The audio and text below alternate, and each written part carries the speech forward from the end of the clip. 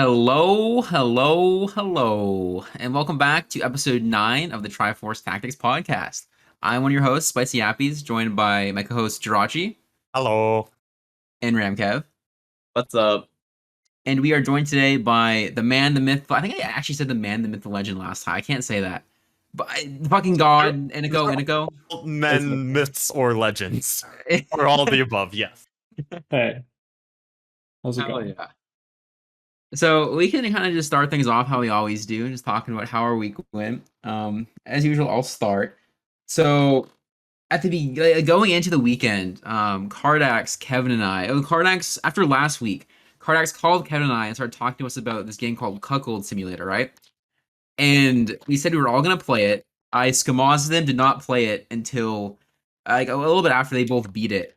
And so there's this game in Cuckold Simulator called Cuck Souls, right? It's like it it's not really like Dark Souls. It's like a dude with a gun and a big anime girl that has wings. But basically, it's a hard boss fight, and I just beat it like half an hour ago, and never felt more satisfied in my life.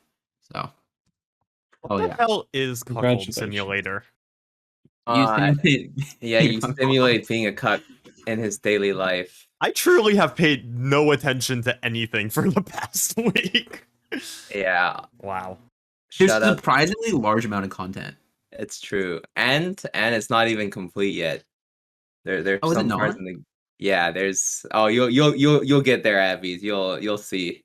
They're patching. They're Sounds still like a there's real still plenty of treat. content. Yeah. $3 on Steam. Ooh, I might What a fuck it. I steal. might buy it. It is. $3 You know, it is, $5.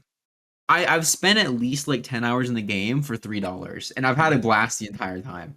So it's definitely worth it if you're just looking for a cheap grab.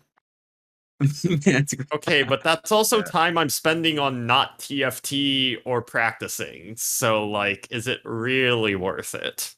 When you pivot One PvE, could just play argue. it during the downtime. Okay, true. Yeah, Actually, yeah, one that's could actually argue. not a bad idea. Okay, I'm buying it. Hold on. I'm buying it literally right now. Y'all go ahead. How was your week, Kevin? Oh, it was something else. You know, we played some PvE. Ah, I'm tired. I'm on like 4 hours of sleep right now. I told myself I was gonna take a nap, and then I just didn't. Not bad. Not As it bad. goes. So I did that yesterday as well, actually. yeah, it's not It's not rough. good. Yeah, It's not rough. good.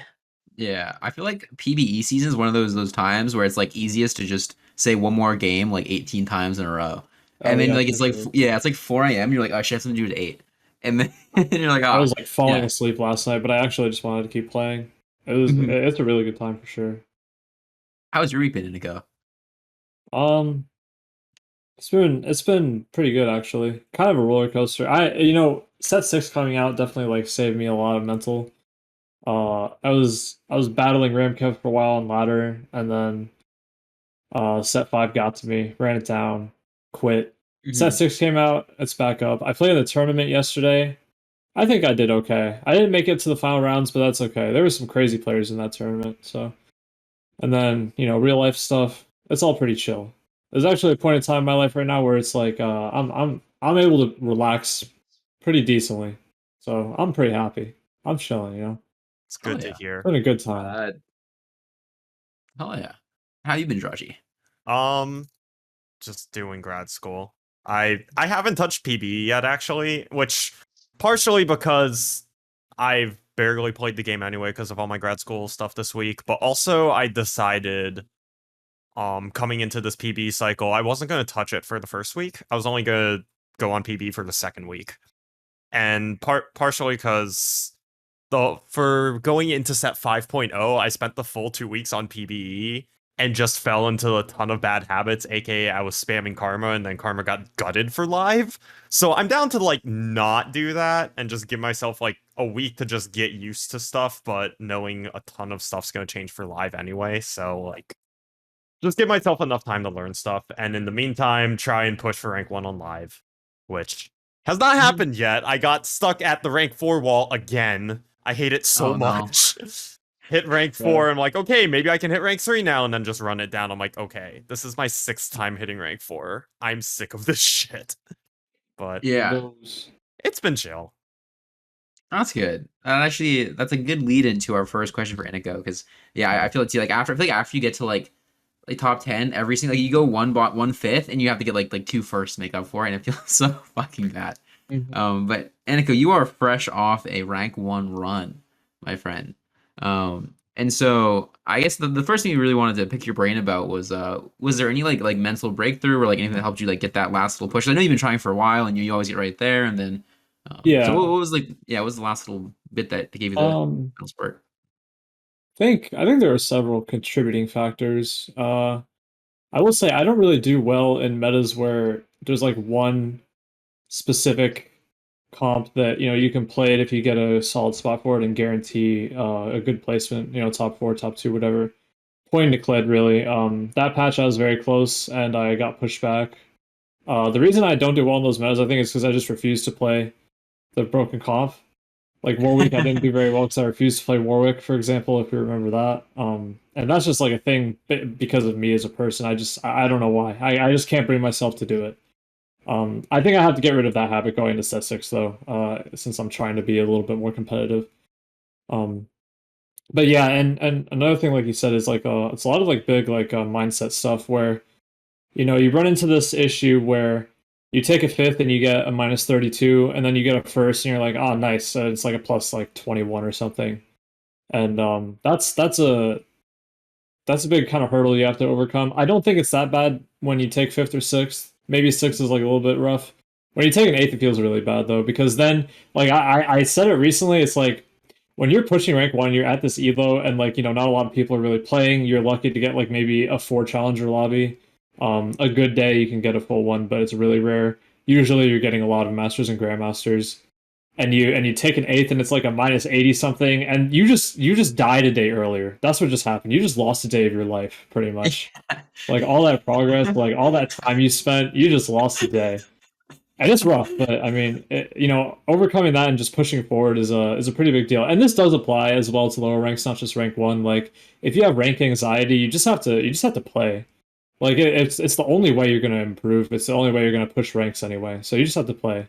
Another thing I think that helped was at the end of set 4.5, or at the end of set 4, or just set 4.5, I played an OCE a bit, and the situation was kind of similar there, where I got high rank pretty fast and I was getting those kinds of gains. I think that kind of prepared my mental a little bit because I wasn't as upset on NA when I would bot 4.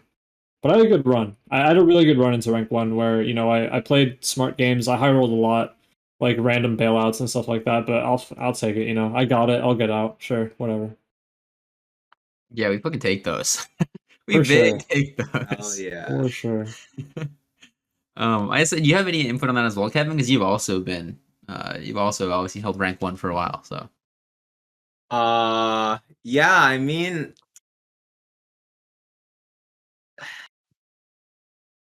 I think, well, the big thing is I stopped reading chat on my main That's a big deal, account. yeah. Yeah. That's a really big deal. Uh, That's actually the bigger than people might think, too. Yeah, it's actually like I like stopped reading chat and I stopped trying to like voice every single thought. Yeah. I think like it helps you like process things. The other thing is like, I mean, you just have to find a way to like really iron out the like just eliminating bot fours, at least for me. Yeah. Uh Mhm. I think like a big thing is if you can say like, in 50 games you get like 1/8 or something like that. You're in a good spot. Yeah. Because like a lot of the eights, the sevens that you get on ladder are like completely avoidable. Especially if you're confident in your skill and you think that you're better than the people that you're playing against.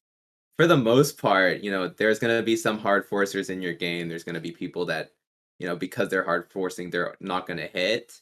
So if you can play properly, you should be able to just be like, okay, I'm not gonna go bot 4 here, or I'm not gonna go 7th or 8th here. And that's super important actually. Like, you know, playing for first is like good, but like the first thing you have to do is say like I'm gonna play for 4th or first, because if you say I'm gonna coin flip a first or an eighth, you're not climbing. You hit like 1300 LP, you're gonna stay there forever if that's Yeah. like what you decide to do. Because like the Yeah. EV of going like if I 50% of first place and I 50% in eighth place, that's not good. You know, It's fine even if if you're you lower like, rank sometimes, but like, yeah, yeah, when you're higher rank like that, it's just not worth it ever. yeah. Like, you know, if you're trying to farm like a YouTube, like the Twitch clips or like a YouTube video, you know, go ahead. But like, you know, if you're trying to do like a 70-30 first or eighth coin, like think about it, just think about the expected value, right? I lose 80 LP for an eighth, and I lose like, you know, and I gain like 25 LP for a first, right? That means what? You have to go 3 firsts to and one eighth, and that balances out, and you're not getting any LP, right? Like if you're not climbing, so or like if I have like a 75-25 odd of going first or eighth, that's still bad, you know. I will say one more thing too. That I don't know how I didn't mention it like right away, but you know, like Jirachi was saying, I was kind of stuck at a wall as well where I would hit I think like I would hit like 16 I would hit like one or two games off, right? You know, 1680 something, 1690 something, and I would lose.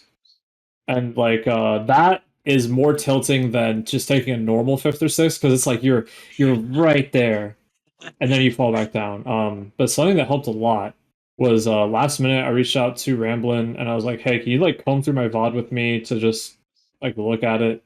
And he did on stream, and I think the stream might still be up. If anybody you know wants to take a look at it to see more of like a first hand thing of what helped me with my final push. And there were so many things that he pointed out that you know he would have done differently, or that were just like blatantly worse decisions than you know the optimal ones. The moral of the story here is like if you need to like don't be afraid to get a second opinion on things, whether it's your friends who are you know higher elo than you or around your elo, or if it's like coaching that you pay for. And anybody in chat, obviously you have a lot of coaches in this call right now, but I would also definitely recommend Ramblin's coaching. I mean he's ridiculous, you know. There are That's good. people who I consider like head and shoulders above me in terms of skill. He's one of them. Like RamKev as well. Like that's why when you asked RamKev if he had any thoughts about hitting rank one, in my head immediately I was like, this answer is going to be a lot different because I consider RamKev as one of those people who like, in my mind, there's a category of like rank one on demand, and I think RamKev is one of those people where he can just like whenever he wants to, he can just you know climb as much as he needs to. But yeah, like getting other opinions and just getting a kind of like paradigm shift off of like what you're looking at is really nice. And like as somebody who used to write a lot, it's like the same thing. Like if you're standing there staring at your own writing, you're not going to notice any mistakes. If you give it to somebody else, you know, they're going to point out a bunch of stuff. So getting, you know, changes in perspectives really helps. Like probably one of the best things I'd say, getting a change in perspective.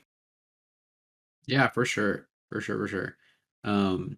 Yeah, I was right there, but so early in the set, I was like ranked two, so I was like 1740. I was like 17, like 20 or something. We had one game off. I went hard eight, and it was just like straight down the shitter. So I think that Yeah. situation in particular is one where like you know if I had like reached out to someone after that and been like, hey, what do you think of this? Like, what do you think of my games, whatever? Then that seems like a great way to like kind of bounce back from that kind of situation. Yeah. At any And elos, there's right? yeah, exactly. Yeah. And there's a degree of like, you know, personal, I don't know, what do you call it? Like gaming humility with it, where you do have to be willing to admit that even if you're good, you make a lot of mistakes because all of us do, you know, you know, these top tier players, you know, Milk and Socks make a lot of mistakes. Less so than other people for sure, but we're all prone to it. Mhm. So it's just, you know, recognizing this, not being afraid to reach out for help, you know, don't be too proud of yourself, stuff like this. I Helps a feel lot. like that goes for pretty much any wall you're getting over. It's not just like, Mm. a wall from like rank 2 to hitting rank 1, like at Mm. any point on ladder. And like I think back to like the first wall I got over like mid set 4, and this was partially Iniko helping out with that big group coaching session. It was like you, Slip, Pie, and Garchomp. Good old Because days. those, oh my god, those days. But like in that point, like I was like I'd hit Challenger for the first time, but I was like hard stuck Masters and just stuck at that wall. And then like one group coaching session, like a couple hours, and I just speed ran to like rank 20. And Things like click. things click as soon as you get a second opinion, and that honestly, that's probably something I should do with this current wall of like I can't get over rank 4. Maybe, yeah. So, yeah. But also, I'm trying to figure out if like what the EV is for getting help on this set because I'm spending like one more weekend on it. I Yeah, don't well, know. I mean, Maybe it if might it's be like worth it, a honestly. Yeah. yeah, if it's a personal achievement kind of thing, all Yeah. all for it. It's morale, really. Oh, for sure. At the Yeah. end of the day. And So that stuff. yeah. If I get over that wall this set, then I get a confidence boost going into set 6. And even with Mm-hmm. if I end up doing more casting than competing, like the confidence boost is still going to help. Mm-hmm. So that's actually a good idea. Cool. I actually realized something I should do live on podcast. Nice. Yeah, it's definitely underestimated how much like meeting a goal can just skyrocket you in anything in life, but it's, I mean, on a ladder like the TFT ladder as well. Mm-hmm. Yeah, like going into, so I started in set 3. I hit masters like the day before, I think, set 3 turning into set 3.5. And I was like, holy shit. And then I like, set 3.5 comes around. I felt so good about it. I skyrocketed up. And then I hit Yep. challenger like the day before the set 4 drop. Yeah, the set 4 drop. And then like it's just, if you reach those goals, it's such a confidence booster. Yeah. Um, I think we talked about this before, Jirachi, like way before, but I think confidence is like such a big deal in TFT as well. Because if you start to lose confidence in what you're doing, you're gonna start questioning a lot of decisions on like whether they're right or not. And that goes a long way in this game. I don't know if you feel the same way, Kevin. I feel like you're as a player, somebody who is very sure of himself, not in a bad way, but like you're very confident in your own decisions and what you're doing. ego Correct me if I'm streamer. wrong, but I do get Ego that vibe from streamer. you. Yeah, I Ego mean, streamer, yeah. yeah, I think a big thing is like, how would I say? I think the moment that it sort of clicked for me was when I said to myself like, "Bro, stop trolling," because like Mm-hmm. I used to have a phase, especially during set 2 and set 3 and set 3.5, where I would just tell myself, "I want to play this comp right now. I'm gonna play this comp. I don't care." Yeah. And you know, when you do that, a lot of the times you sort of like just don't really think about things and you don't really stop. And this is where like having a second opinion can also help, right? Like if you're just in your routine and you think you're like hard stuck at a certain wall, it's probably because you're not doing anything to change, right? You're like, you're just like, well, why isn't this working? And it's because you're doing the same thing over and over again. And so like eventually once you hit that point, you're gonna stop making forward progress. So like the moment that I was like, wait a second. 'Cause I actually had a friend tell me this. I forget when, but one of my friends, they didn't play TFT at all. You know, he told me this. He said, "Kevin, you're not a flex player. You play anything you want, but like you play anything that you feel like playing. It's sort of like different from like being flex in the sense that like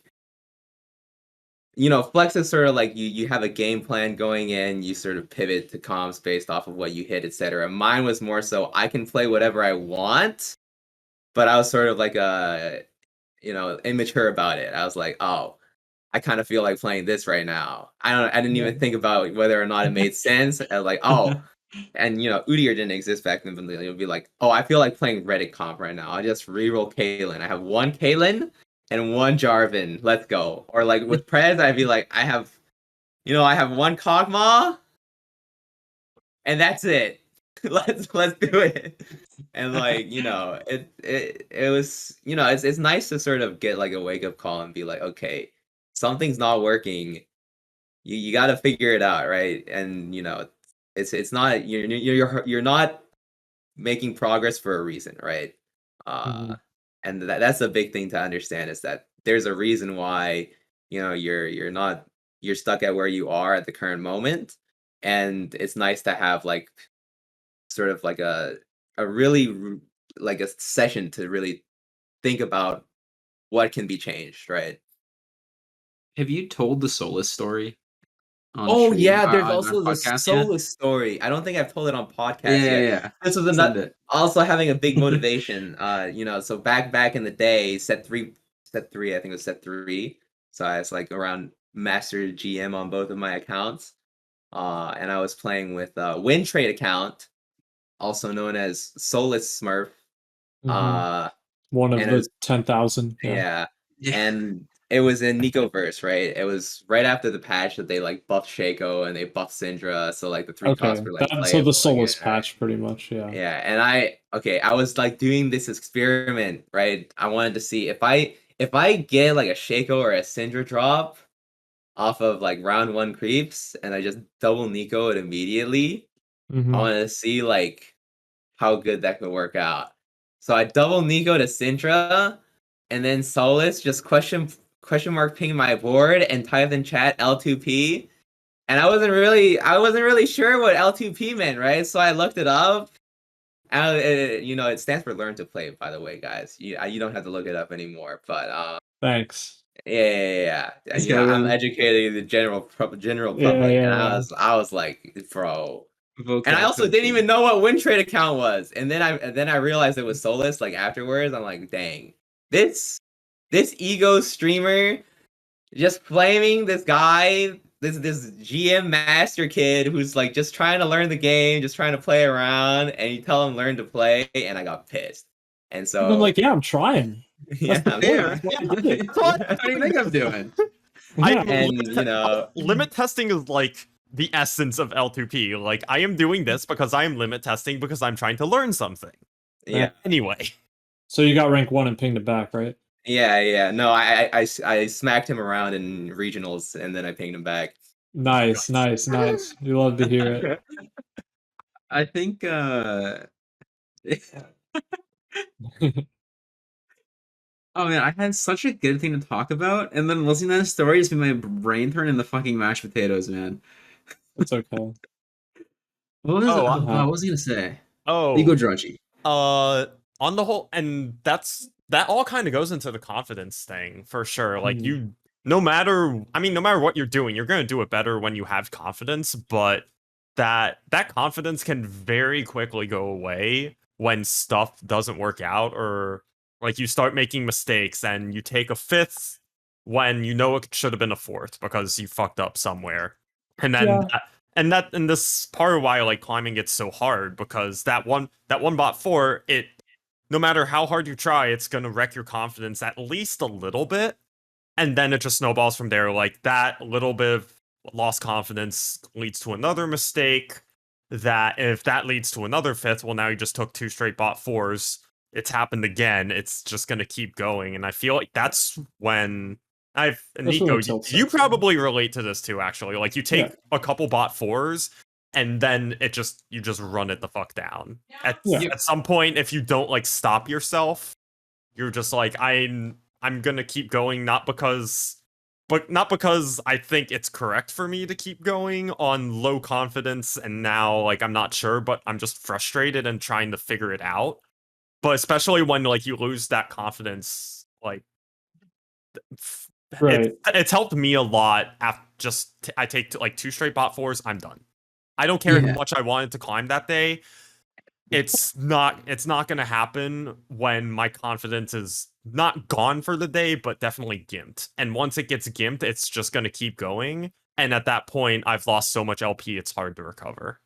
Yeah. Well, another thing too is I think it comes down to a temperament thing. There's a lot of honestly, like I could really go into it, but there's a lot of psychology behind competitive video gaming. Even single player, well, not single player, like, free for all. That's what the term is. Even free for all stuff like TFT, where it's not a team game per se. But I mean, like, if you, or rather, I'll use myself an example. If I, in a normal setting, am gonna take like 2 bot 4s in a row, I'm gonna get pissed. Like I'm like a bull. I'm just gonna keep charging until I, win and gain what I lost, even if I run down even more. But it depends on what I need to do, right? So like, if I take a bot 4 when I'm like playing on like a push to rank 1, like a serious push, I will probably be more inclined to stop myself and say, okay, I need to like reassess, than if I'm just like, playing like normal ladder games, not really caring. I think taking breaks is good. I think taking breaks is really good no matter who you are. I don't think the way that I do it, where if I'm tilted and I keep tilt queuing, I don't think that's good at all. Yeah. But it's definitely like a temperament thing, and it's hard to not rage queue sometimes. Also, something is if and you're going to be less inclined to do it, but if you take a bot for, a way better thing to do is, kind of just going along the line of what you were saying, Jirachi, is be it's smarter to try to figure out things that you did incorrectly, and like take the time to be like, okay, so what happened this game? Why did a certain thing go wrong when it did? And even if you feel like you haven't really changed much, which goes back to what Kevin was saying, if you haven't changed much, maybe it's time to change something. Don't fix when it's broken, but like if it starts to break, then you do need to change it. And like just like sit down and like think to yourself like, okay, what could I have done better? Some games you can blame on like the lobby or something like that. Like some games are like that, but more often than not, you can always find something you did after a game to improve on, even in a first. Yeah, for sure, and Yeah. that's when like that second opinion kind of comes in and becomes really nice. Everything goes hand in hand with climbing for sure, and the goals definitely matter. And even sometimes like taking a break when you're just trying to like play games and learn stuff isn't even a bad idea. Like sometimes if I'm like I take like 3 bot 4s, I haven't learned anything, like I don't know what's going on, I don't know why, I just know like I'm not playing well and there's nothing to learn, like that's a good time to take a break. But if like Right. I take bot 4s and I'm not actively trying to hit rank 1, I'm like around like rank 50 or something, I'm just playing the game right now to just learn stuff, then like if there is stuff to learn in those bot 4s and what's going wrong and like how to adapt, then it's totally worth it to keep playing. But sometimes you just have those games where you just have no idea what's going on, and For even sure, then, yeah. like even if you want to learn, even if you're not like making a specific push for a certain rank, still probably just worth it to take a break, because you're still gonna lose LP. Yeah. And if losing LP just for free, I mean, if you lose LP and learn something in the process, yes, totally Yeah. worth it. Go for it. But just part of Losing for climbing, I've fun. also felt like, is minimizing how much LP I just lose completely for free.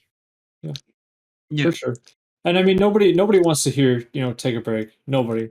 I've Yeah. been fuckers in my You, chat for you telling me are, to do that. I know you are like the last person that wants to hear take a break. I have a command in my chat that's like, I don't even remember what it is, but Tell whenever me to somebody take tells me to take a break, it'll say, I'm not going to fucking take a break, fuck you, or some I shit. think the specific command was tell me to take a break, parentheses, I won't. Yeah, something like that, yeah. Channel point reward or something. Yeah, I mean, nobody wants to hear it, though, but sometimes Yeah. it is necessary, for sure. I did remember what I was gonna say. It's the confidence thing. Mm. And so, Kevin was talking about how Souless kind of flamed him. I think a problem that people run into is that, like, hey, we talked about how the second you start second guessing yourself, things get kind of ugly, right? Which is why like the second opinion and stuff can help a lot. I think one of the reasons why, I guess this is kind of not a PSA, but maybe to help anyone who like wants to like, stream TFT to like a small audience or just like is trying to get into it or whatever. I think one of the biggest reasons it's really hard, like when you're at least when you're starting streaming to stream, is that like if some shitter in your chat says like do this idiot, and you're like, oh god, why did they call me an idiot? Like oh no, and you're like it like starts like you get like self-conscious. You almost like start playing self-consciously, right? Which is like the worst thing to do in TFT is to play self-consciously. For sure. That is one of the Because worst things, definitely. yeah, so stuff like getting flamed in game, or like there are these little things that you have to like the higher, particularly I think like TFT gets particularly toxic the higher you get. I think it's everyone's friendly at the top relatively. I'm not. Um, I am such a fucking asshole. I am such an asshole. I know I need to get better about it. I really do. And I'm serious about that, because I don't like sometimes when I'm having a really bad day, like usually if like I'm having a good day and like somebody does something that annoys me, I'll just be like, oh whatever. But if I'm having a really bad day, I'll be like, you are such a fucking idiot. Not really, but like, so Same it's like way, I it's feel that that. kind of mentality. It's that kind of Yeah. mentality. Everyone feels like that sometimes, right? And then like I think this is a big shout out to people in that range where like the league players are still playing, like they're like the league players who are like super fucking Yeah. toxic or like flaming you for something. Like It's you always just from the mobile gotta games, always. yeah. I 'Cause blame my there's Dota definitely- upbringing. Yeah. There's like an elo where like the league players stop being in the queues. Yeah, If you weed them out, it feels so much that's better. true. But Yeah. I definitely sent yeah. a few malicious question mark pings to Appy's board in my lifetime. It's okay. We have this. I really do hope that everybody knows that I love everybody. Oh It's no, just- Iniko, I'm you're just a like my fucking favorite asshole player. You know, sometimes. you're a sweetheart. You know- I'm not someone who takes that kind of shit personally. I take it as Okay, we're that's good, buddies. that's Don't good. worry. I know we have banter too in games, so it's pretty funny. We have Yeah, these banter, Iniko too. lobbies are the best. They're the fucking Dude, best. they're so cursed. They're so cursed. Something really funky happens every time. I'm in for something. I don't know what I'm in for, but I'm in for something. Oh I have like a man. 2 or 4 cost by the end of stage 2, like every other Yeah. time we play together. Yeah. It's so fucked. It is ridiculous, this guy. But you know, feel like That's me and RamKev. Also, I wanted to say also when me and RamKev are doing our thing with the fucking Chi-Chi and the boy with yeah. the tail and and Nico, I'm the same way of like if I'm not in a great mood, like someone says something, like it'll piss me off. But then Yeah. my response ends up being now I can just go to their board. It's not just in a fight. Like I go to True. their board and then just spam Emote on their ass. Yeah. emote on them. That's how I get. I think Yeah, I think the solution for me is like I just need to get in the practice of muting all like when I'm in a bad mood every single game because it'll not only stop me from seeing other people saying shit, but it'll stop me like from doing shit. So yeah, that's Well, true. Like you mute all. Like you even if you say something, you're not gonna see the response. So it's just like and part of why we say shit and like end up flaming is to like see the response in some Yeah. way. And human like beings, say man. something Like, which you slam pings on someone and like you wait to see what they do. yeah, Oh, like, it's not like it takes we something talk That about entirely game is different. over now. In a good mood. I do that in a great mood. Don't worry. we're kind of stuck like that, but it is what it is. But also like you turn Yeah. off the response, and it's like okay, now I have no idea what they're gonna say. So what's the point? So what I was Um, getting at too, as far as like yeah. Twitch chat goes with that, is that like if if you're starting to stream TFT, like as thick as like the people who've been streaming the longest, people who stream like the most effectively while streaming are people who don't have a toxic chat, or two like they see comments like that and like they're just very confident in their own play, right? So there's like a level where like you have to just be aware that you are better than everyone in your chat. 99% of the, at least if you're a challenger player, you're better than everyone in your chat, hands down. And unless like Ramblin slides in and all of a sudden like he tells you to do something wrong, you're like, oh shit, fucking oh my god, like that, right? But Boss man's here. Yeah. yeah. Yeah, at least the thing with Ramblin', I've noticed he's in everyone's chat. Like Bryce pointed this out last week. He pops by everyone's chat. He's He really always does, watching yeah. us. He's such a But sweetheart. he doesn't I really fucking love Such a backseat. nice guy. He He doesn't actually backseat. he doesn't backseat. Chills. He's just here to watch, like observe players, see what we're doing, but He's there to not watch, like yep. not tell us Everyone's what to awesome. do. He's a shit post a lot of the time, honestly. Yeah. Like he's no, Ramblin' exactly. is so funny. But Yeah. and you don't expect it either. You really don't expect it from him, but he'll hit you with it. But yeah, he also goes there to learn. Like he'll ask questions and stuff. He's like he is a dedicated player. Dedicated player, really cool dude. Like I can't plug him enough. I really can't. I love that guy for real. Awesome gentleman. Same. Yeah, I mean, I He's a personally. homie Oh yeah. that I would say he's a homie that like embodies kiss a homie. Yeah. I personally like I just when I pop into chats I just make it if I'm not saying go Udi or 3, I'll make it an effort like to try not to backseat because I'm somebody that like I hate being backseated. Like I'm like out of every single TFT streamer, I'm probably the one that will like chew if you're in chat and you're trying to backseat me, I will literally chew you out. Like I think you're one that can justify that really well too. Yeah, but like that's why when I go into chats, like sometimes I'll see people doing things and they're like this doesn't make sense, but I don't really like to point it out too much because it's like if they really want to get the advice afterwards, they'll probably ask, but like I think that a lot of the times streamers just like want to focus on their own play. Like, if you're streaming TFT, you're not really looking at your chat as like As a resource. As a Yeah. help as a section, resource yeah. to, oh Yeah. yeah, I want to improve my play. Time to It's like, look at that. Like Twitch chats here, thank yeah, God. yeah. About Like, oh time. shit. Mr. Pants Grabber 69 in chat said I should roll down here. I better fucking roll down. He knows better than I do. Yep. Like, what I do in chats is I will always, at least this set, my go-to was I say like sell carry, like roll down for Gragas 3 here, question mark, question mark, question mark. And it's like it rides the fine line between like maybe like you see red for a second, you're like, oh shit, trying to backseat me, and then you're like, oh never mind. They're just shit posting. Yeah, it's just a shit post. It's a shit Fine. post. You know what it does though? I do that in Kevin's chat a lot, and an attempt to weed out the people who agree with me. It's like Kevin just, you know. Yeah, hit him with the swift timeout. Yeah, that makes Yeah. sense. Go. I think there's Like, kind of a weed them difference out too of more. like if like okay, if any of you did that in my chat, it's one thing, right? It's funny, it's fine. I don't care. I welcome it. But if some random guy comes in and starts, posting some dude Udyr 3 LMAO, I don't Yeah. want to hear it, Kevin. Yeah, But, if he starts doing that, I'm just gonna be like, yeah, I'm not gonna do that here. And then he's like, oh, bro, I was just joking. Like, okay, like I don't know that. I don't know you. yeah. We're not Like friends. Like, the thing about Twitch chat is, people will say like the dumbest shit, and then you'll be like, what are you saying, bro? And then like yeah, afterwards they'll be like, oh, you didn't know I was capping, and I was like, no, that's not how reading text we works. don't know each other like I that. can't Yeah, see your sentiment. Like I have no idea who you are. there's very little The time- nuance when it comes to text on a screen. Yeah, and half the time it's just an alibi because like you're like you see someone say Yeah. something and they're like, oh, that's stupid as fuck. Like you say it, Yeah. and then they're like, oh, I was just kidding, bro. Like, don't take it seriously. He's merely pretending. Yeah, right. Yeah. It's yeah. I'm One more thing though, before I don't know if you guys had another topic you wanted to start, but one more thing because I just remembered it and I do think it's important for improving. And we all have this advantage, not everyone does, but if you can manage it, I think that an excellent way to improve, even if you're not getting a second opinion, is record your own gameplay and watch it back because sometimes you will notice stuff.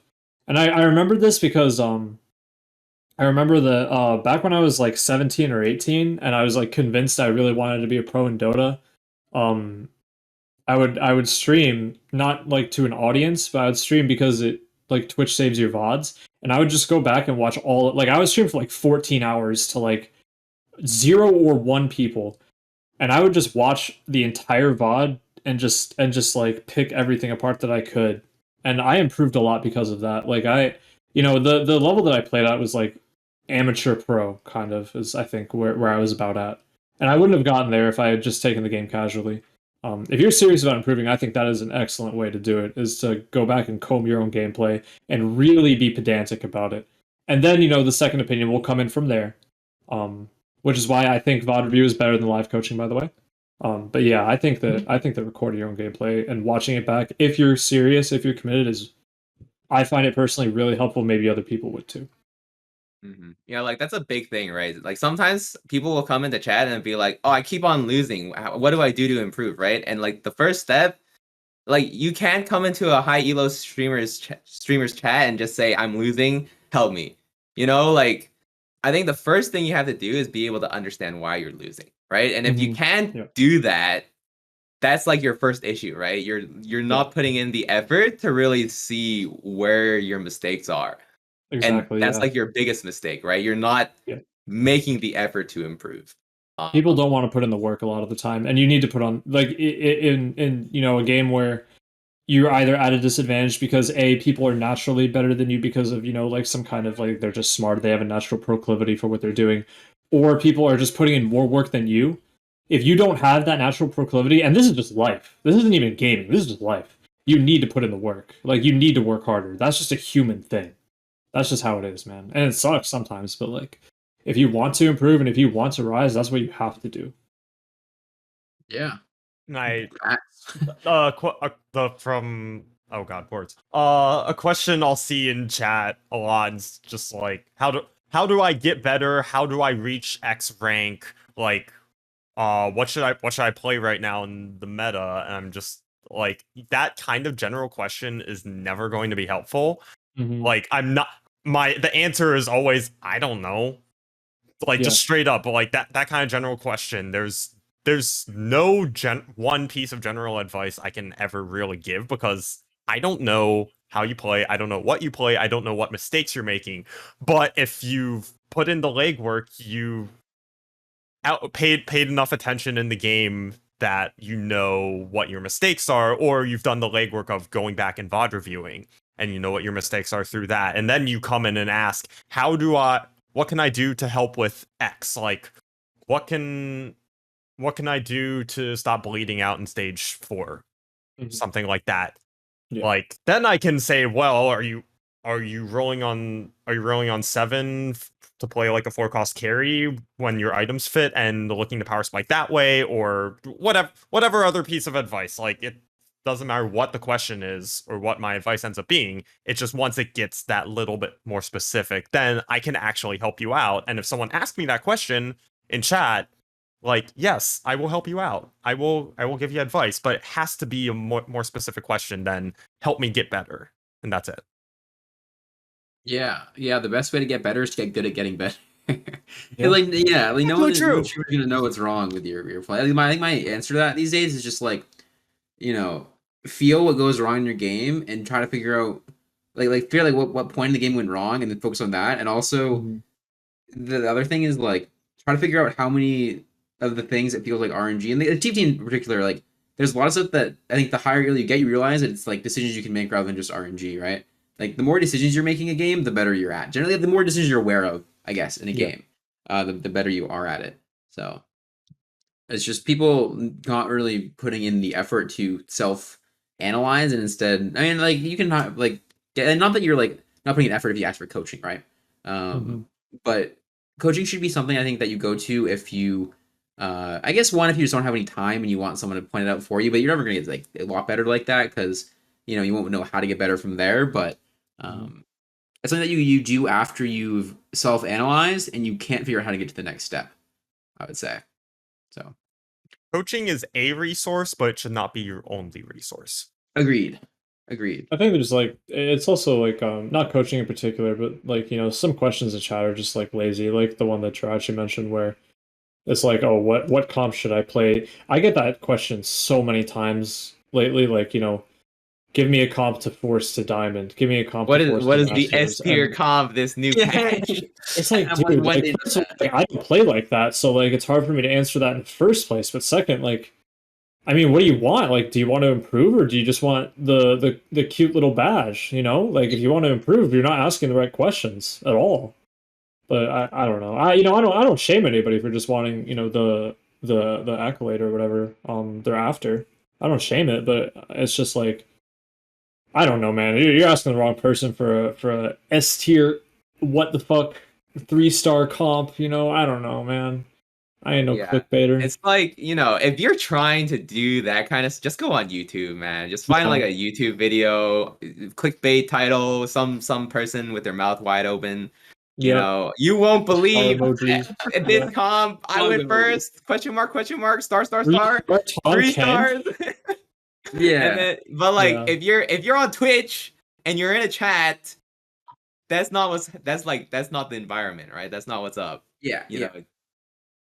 I think Twitch chat is a great resource, or like Twitch in general is a great not Twitch chat maybe. Twitch is a great resource for anyone who wants to get better at the game rather than like reach a specific goal, right? Because like a streamer's not like watching a Halo streamer is not going to help you like reach diamond and then sit on it for the rest of the set. It's gonna, I don't know, it's gonna help you like learn how to get better at the game. Generally, it's not gonna help you learn how. It's not gonna say like teach you how to force collect every game until you hit masters and then you can quit the game. So not that that's a problem. You can want that, right? I just don't think Twitch is the right environment necessarily for people that do want that. Unless they enjoy watching, that's fine. But if they like are asking a high-low streamer, how do I do this? That's not the place. Yeah, that's not the place, I would say. Agreed. So this kind of that was a good conversation actually. It was a really good conversation. So you did say you played in the set6 tourney. So the other question specifically for you, Iniko, that we wanted to talk about was just, I guess, how did that tourney feel, and then how do you think set6? I mean, obviously it's kind of a question where it's sort of in the set and like stuff's going to change and stuff. But what do you think set6 is going to do competitively? Oh man, I have a lot of opinions on Oh yeah. set 6 and tournaments and PvE and competitive. I have a lot of opinions. Fuck Probably yeah. too much for one Go. podcast, honestly, but um the tourney felt really nice. I'm not gonna lie. Oh, the one thing that felt terrible was the time. I woke up at 3 p.m. The previous day and remembered that it was at like 8 a.m. and I was like, God, I was streaming and it was like maybe like 2 a.m. or something like that. And I was like, I'm not anywhere near tired. There's no way I'm gonna sleep. So I was like, okay, I'm gonna go off stream. I'm just gonna try to take a nap. I did not take a nap. I stayed up the whole way through to 8 a.m. for the tournament. But regardless, I just hated that it was so early in the morning for me. It was like 5 a.m. for Pacific players or something like that, which is ridiculous. But I get it. It's an international tourney, whatever. We're not the target demographic. Um, I will say I think I played well. I think there was like 1 or 2 games where I didn't play as well as I could have. I made some pretty bad decisions, but it's PvE. You know, I'm not too stressed about it. It was a really, really good learning experience. There are some insane players in that tournament. I had a pretty tough lobby in my second lobby. My first lobby felt okay. You know, it didn't feel crazy. My second lobby felt pretty crazy. You know, Salvi, Jose, Fanda Kiki, I think is another player I recognized. I didn't recognize a couple other players, but I do think they're pretty decent. One of them, in addition to Salvi, made it into final lobby for tomorrow. And then just you know in the tournament altogether, there were some really good players. Like I'm looking at the whole roster, I'm like, is this just better than Worlds? Like, what is going on? You know, like not like obviously, you know, it's hyperbole, but yeah, I mean, it was a lot of fun. I had a great time. Obviously, it's really early in the PvE lifespan. Stuff is imbalanced, really imbalanced, but it was still fun. I had a really good time with it. That's awesome to hear. That's awesome to Yeah. hear. And look, I was watching your perspective for a decent amount of it. I was just lurking. But yeah, the tourney looked fun as fuck. Yeah. I'm so Yeah. excited for set 6. Do It you was think it was for sure great. how do you think augments affect the competitive scene? Oh yeah, The competitive. competitive TFT. Yeah. I forgot about that one. So I think that the really, really good part about this set is I feel like there's going to be a decent amount of replayability because each game is, you know, different. Augments, I think, like I really do think that they're fine for competitive. I think this set will, like everybody's like, oh, this is so wildly imbalanced. I feel like it's like this PvE has actually been pretty tame compared to other PvEs. Where Agreed. like you know we have like Chemtech. I think that's like the biggest outlier, and like Fiora is pretty good. Um, this Janna, Seraphine, Yumi, Oriana shit, I'm hoping will get a little bit more ironed out. But you know, it's nice. Like there's a multitude of front lines you can play with any backline. You can, you know, jam util and this Janna, Oriana, Yumi, whatever the fuck. This is the next point where you know there's a lot of utility you can fit into whatever comp. Like those 4 units fit into whatever comp, which is good. I like it a lot. You know, jam any frontline, jam any utility that you need. Super big fan of it. As long as it you know gets toned down to the point where it's not oppressive or you know like they shouldn't be automatically going into every comp no matter what. You just want to be able to, you know, put them in if you need them. I think that's awesome. I'm not noticing any crazy imbalance. Honestly, I'm not. Like this PvE's felt pretty tame to me. Um, and I hope that I can maintain that feeling throughout. You know, like I said, aside from like Mundo and Chemtech and stuff like that, those are kind of crazy. But they got hit with some big nerfs today. I don't like really. Scion 3. Okay, yeah, I mean, I don't see a lot of Scion, so maybe I'm missing on that. But yeah, I mean, I think the set 6 is going to be fine for competitive. Like I'm cautiously optimistic. You know, I'll say the same thing I'm saying with every set. I'm cautiously optimistic. I think from what I've seen so far, it seems really fun. I like the units a lot. The units are very satisfying to play. I think there's a decent amount of replayability. One thing I am worried about is this issue that I had with Radiant items as well, where in the first iteration of Radiant items, you know, you hit your Radiant armory, and then for the rest of the game, you're like, okay, I've hit my dopamine for the game. Now I guess I'm just in this until I die. And I do kind of feel that with augments a little bit, so I'm kind of hoping like maybe they add like another armory or something like later in stages. At least one would be nice, I think, because that kind of like you know what you're looking forward to does kind of fall off. I can see it if they don't. I'd be fine with it. I'm just, you know, it's just one thing that I've kind of noticed where it's like, I feel like there's just like one thing that we're maybe missing, and maybe it's because Chosen just like set the bar so high for like dopamine hits. Like at any point in the game, you can high roll like chosen spirit Timo. You can high roll, chosen mage Ari, chosen Yone, like whatever. Like you can high roll like anything you want in chosen. That was, I mean, it was crazy. It was a lot of fun. It was imbalanced. That was imbalanced, but it was a lot of fun. It was a great time. Like Set 4 had to have been the most fun for set for me personally. But yeah, like that's what I'm hoping out of set 6. It's just a lot of fun, a lot of replayability. For competitive, I'll take it if they just, have some more tournaments here and there and we can all just have a good time with it and everybody gets a chance. That's all I really want out of competitive TFT. I don't want it to be some boring, everything has to be perfectly balanced and viable all the time. I used to want that to some degree, but I think I've realized, I've come to terms now with like that's never going to happen. And fun is better at the end of the day. It really is. As long as the game is like mildly balanced, to where nothing's like super egregious, force it every game, go first. But yeah, that's all I want out of competitive TFT is just like a couple more tournaments. Fair admittance. Everybody, gets a chance. Like if you're a challenger, you can compete. Go through a qualifier maybe. I'm okay with that.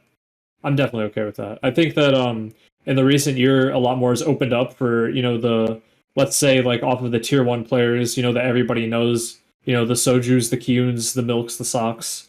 A lot more players have broken out. Like even Robin is a good example, who's gone, in my opinion, from someone who used to be like a high tier 2 player to he's pretty much high tier 1 now. Like everybody knows Robin now. Ever since Worlds especially, but I mean he was a monster in tournaments back in set 3 and 4 as well. But he really made a huge breakthrough with set 5, and I'm really really happy for him because so if we want to talk about somebody who puts in work, he probably puts in the most work out of any high level player in TFT that I know of at least.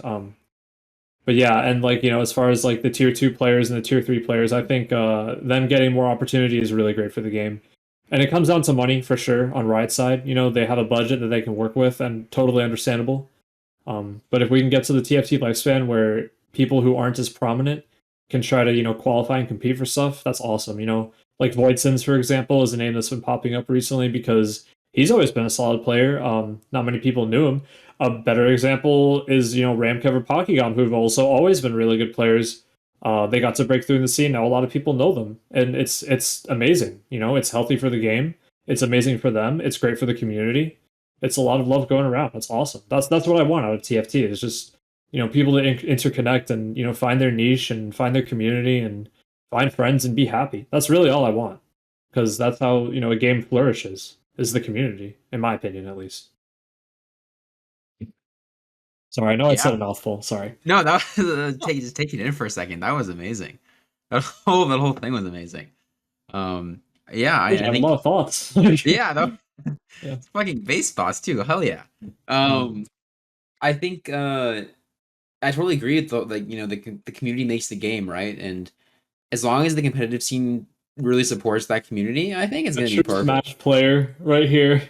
Oh yeah. Oh yeah. Yeah. You're talking about how you like tier 2 and 3 players can play. I was like, let's keep this shit grassroots. like like little Jimmy entering his first Smash tournament beats MK Leo, and you're like, oh fuck yeah, Jimmy. Yeah. Yeah. I'll say that, Yeah, but I think it's super good. I totally agree with like for the health of the competitive scene, like having more tournaments would be really good. Like, and not just like, oh, whatever the whole qualifier process for Worlds is, because like Giant Slayer does that. And like, because all we really had in set 5 was everything that fed into qualifying, and then GSS, the duos tourney. That was it. Yeah. Like having more kind of one-off tourneys like this PBE tourney, and I will also say I love what they did with kind of like the invites, but also like semi-open qualifiers. Having that for tourneys would actually be really cool. Of like, and that you can invite some of the like the big names. Like you can invite Soju, you can get Soju to show up for something. You can get whatever names you want to show up to like market the tourney off of. You can get them to show up, and then that also gives players incentive to want to qualify into that, because then they're like, okay, maybe someone who's a little bit newer to competitive is like, okay, well, I can enter this And if I do well and get to the main event, I can maybe go up against Soju in tourney. Mhm. Yeah, And that's- exactly. Yeah, it's incentive. it's a huge incentive for someone to want to compete, to get tourney experience against these big names, because like you hit them on ladder, but it's not 100% the same, but you can get the tourney experience against them. It's a huge incentive for players to want to sign up. It's a huge incentive for viewership, and it's just more events that make the game flourish. And, Yeah, and I'm really excited to see what Giant Slayer does with the whole like Mall of America thing. If they do like one-off tourneys in person there, like maybe send some that'd be cool. invites, send some invites, get some of the bigger names to show up, and then that's even more incentive, because if you want to just show up and try to play against Soju in person, that's even cooler. Yeah. So I'm really hoping that goes somewhere. I'm hoping they do a few more like kind of one-off things with the PB format like that. I mean, even Dawnbringer and Nightbringer Cup, I think we're good. Like, yeah, but we need more cups. We need more. Yeah. The way that I see it is like, and I'm gonna always like come back to it because it's like, to me it's like the pinnacle. But like Dota does, and I think like a lot of games do this now. But they do minors, majors, and then the international, the worlds, whatever you want to call it. I think TFT could really do with minors and majors for sure. But again, it's budget.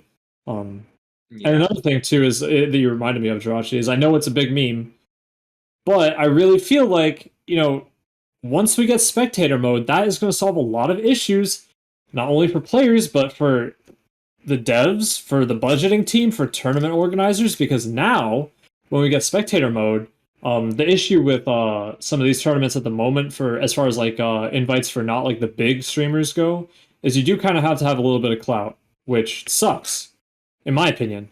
Because like, what if there's somebody who's good on ladder who doesn't stream, who doesn't have a following? Well, sorry, most of the time at least, if they can't stream, like Kivix is the prime example. Like, he can't really stream. I think he's a great player. I think he's really good at the game. I've been on the Kivix train for a while now.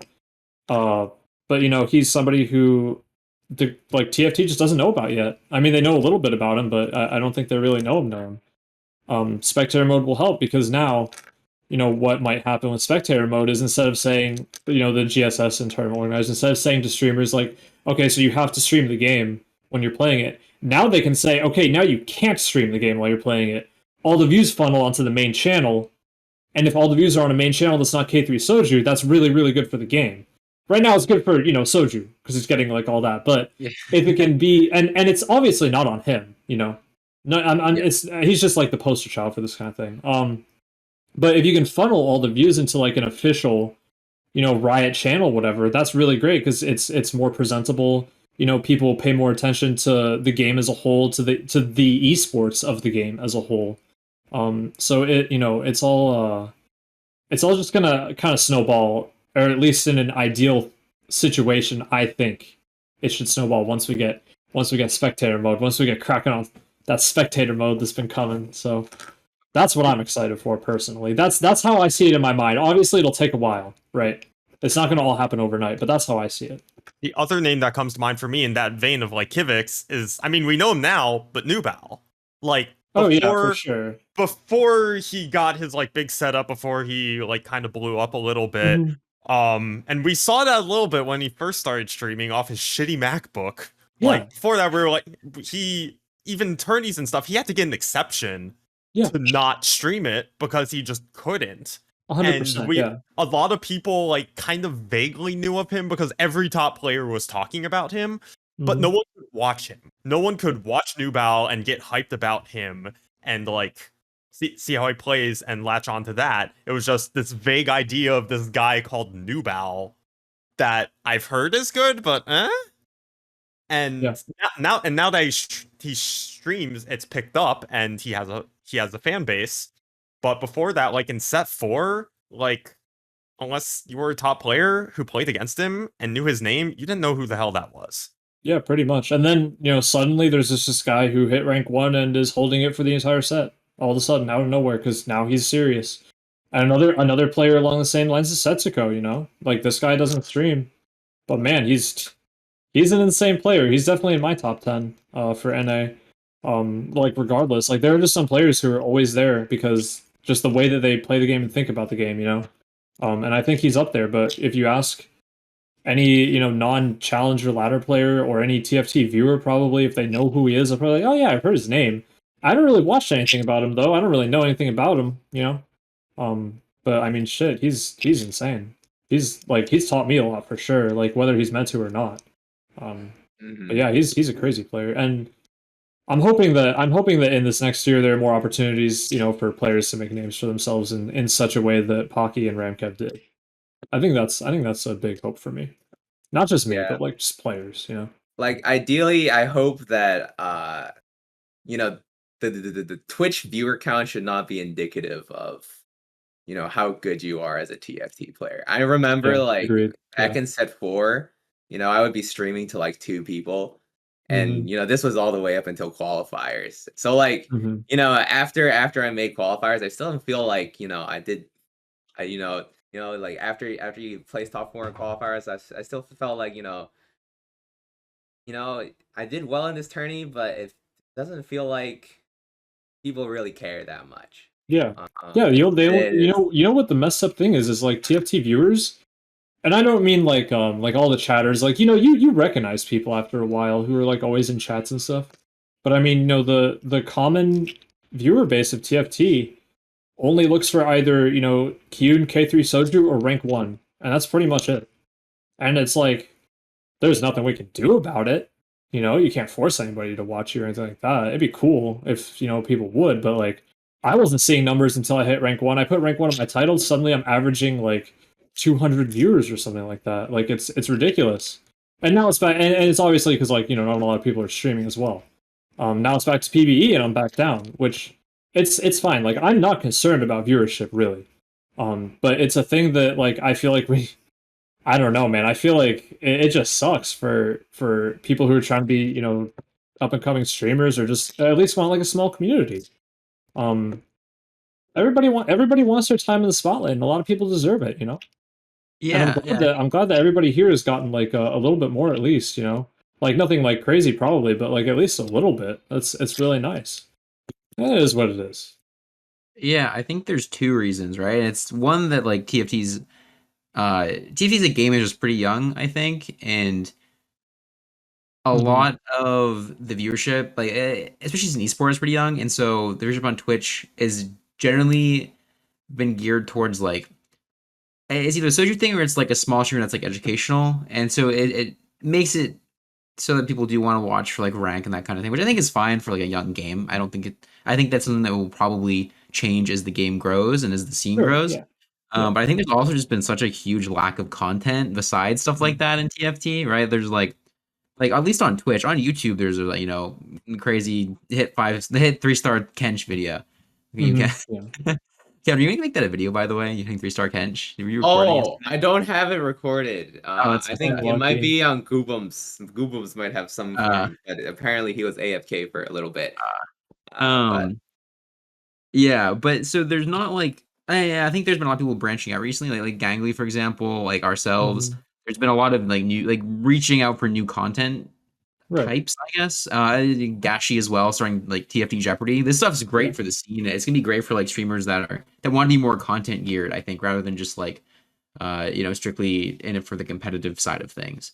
Hmm. So I think Yeah. it And I will. mean, it's sorry. I apologize. I Oh, know I'm you're good. taking You're up a good. lot of voice You're time good. You're good. here, but like I said, I really do like I've thought about a lot of this a lot. I sit down and think about this stuff. And it's like something that people use it as an excuse, but really it is the reason people use it is because it is an excuse. But like COVID fucking hurt TFT, man, and it's still hurting TFT because like for these other games, you have tournaments you can go to, and you have I don't know if you guys are familiar with Beyond the Summit, but the Summit House, like they put on like really amazing production for any like they do tons of esports, Dota, Smash, CS:GO, like all this stuff, and the production is just amazing. And TFT, even if we wanted to do that kind of stuff, we really couldn't because of COVID. Like we can't go and meet each other for like events, like competitive stuff. Like GSTV can't really organize anything yet, and I'm sure they'd love to, but like it's just not within the reach of possibility. So hopefully, as things get better, we can. But like I think that kind of stuff is really really good for a game. Like just having, like you said, more content because with TFT it's hard right now to find more content. And like, yeah, what you guys and Gashi are doing for the scene is probably gonna get people like more interested in it, and that's really good.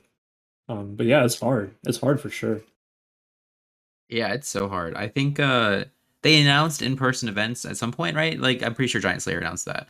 Right. Yeah, I the Mall think of America stuff. Yeah, yeah. But like, yeah, that's what I'm saying. Like, until like, how long has the game been out? Like two Yeah, it's and been some change, and it's taken a while, and oh that's yeah. it sucks. But Um it is what it is. I think another thing is that TFT is an esport where it's not like team based or anything, right? And it's like Mhm. I think in Smash a lot of it is in person, and so it grows out of that. And like there, you see like personalities interacting and stuff like that. Where Yeah. like with TFT, like it's already a pretty isolated game. Just like because it's a single player, it's like free for all, right? Right. Yeah. There's been no duo mode or anything. Like there's doubles in Smash and that kind of thing, or like crew battles Hmm. and stuff in Smash. Hmm. And then we also sort of have in-person events to like as more on the content side of things, but like to see like personalities interact and like that creates like content and like helps make a community more fun, I think. And so us missing that aspect for so long has been really rough. I think people are figuring it out recently. I think there's been a lot of duo queuing recently. Now we have duos coming out. There's been a lot more interaction, I think, between personalities in the scene, both large personalities and smaller personalities.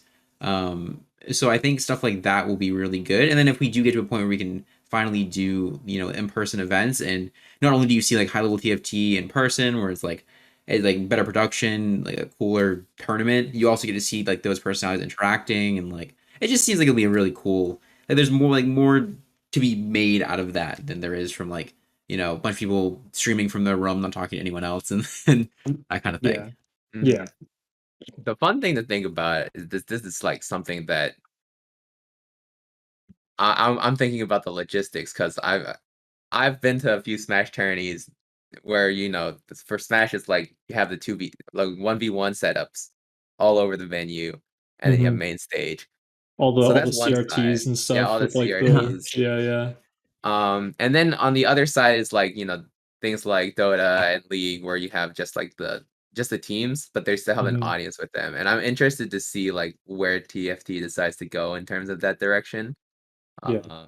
Because it's gonna, like, there's nothing quite like playing in front of like a big crowd of people, Oh yeah. Oh yeah, that's like really cool. or like being a part of the crowd of people, like it's definitely a completely different experience. Hmm. And it's something that I'm not even sure because I wasn't really following TFT in like set 1 when they had, those Twitch were they like Twitch rivals? it was like Rivals. it was Yeah. in There's Twitch some in rivals person and like like the invitationals, like the Rise of the mhm. Elements thing, that Keen one. That was kind of like Yeah. the precursor, like the lead into sets 2. Hmm. Yeah. So like those were in I wasn't did they have like a big crowd or something? Like being able to have something like that I think would be really nice. Twitch Mhm. Rivals has had crowds. Not Mhm. like giant crowds, but like there've been spectators and stuff. I think for the Rise of the Elements thing, they didn't have it was just in a studio. It was just live. There was no crowd. Mhm. But Like like yeah. playing in front of a crowd would be sick. You know what I want to do is either play in front of a crowd or cast in front of a crowd, because like and Mhm. also like being in um in some type of like live environment with a crowd feeding the energy. Doesn't matter what you're doing, playing or casting, it amplifies that. And sometimes and Nico's just gone, I guess. All right. It's fine. I was turning my AC. I see. But like it can be to detriment as a player, honestly. Like some people like get in front of that crowd on LAN and just a bunch of like nerves and anxiety starts kicking in. Others feed off that energy, but for casting especially, like being able to feed off that energy of a crowd would be sick. Mhm. Yeah, for sure. Yeah, it does wonders for an esport. It is absolutely like it's just a Yeah. game changer. So Think about like every iconic casting moment specifically.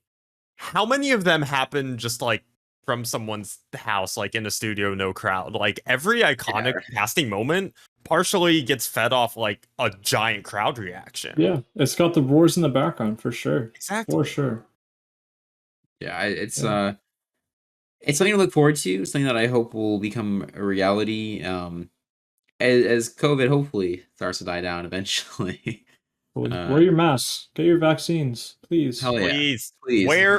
please, where's You the love fucking TFT mask? and you don't It's wear a not mask? hard. You don't really love TFT, all I'm gonna say. You're not a true homie if you don't wear a mask. True, If you true. love Yeah. TFT, wear your masks. Help us kill COVID. Not I mean- only I said you can go ahead, Iniko. Oh, I'm sorry. I was gonna say like with TFT it is hard though because not with COVID. But like it's not a very flashy game, and I think an aspect that people need to consider too is like because it's not a team game, it's probably going to be kind of hard. Which is why I'm really happy about 2v2, and I don't know how after reading about it, I don't know how competitive 2v2 can be, but I'm hoping they give it some attention because I think that any time there's a team aspect in something, it becomes way better. Because if you win a tournament, it's just you celebrating. If you win a tournament as a team, it's like 2 or more people celebrating. It's a lot easier to feed off that kind of energy, I think. Mhm. That to me is a big deal. I will say that. Yeah. I hope doubles. Yeah, I agree. I hope doubles gets a lot of love because right now it looks a little more on the for fun side, which is fine. Yeah, For that's totally being fine. a Yeah. lab, but it'd be really cool Yeah. if it became much more of a. What is your opinion on it? So, my opinion, the most for fun thing about it is that the board just jumps to your buddy's board and helps them beat up the Yeah, opponent. that's the thing that I read, and I was like, okay, That's this is the fucking probably not hard going to be thing. taken too seriously. Yeah, That is the exact thing I read, and I was like, Oh I yeah, see. that was.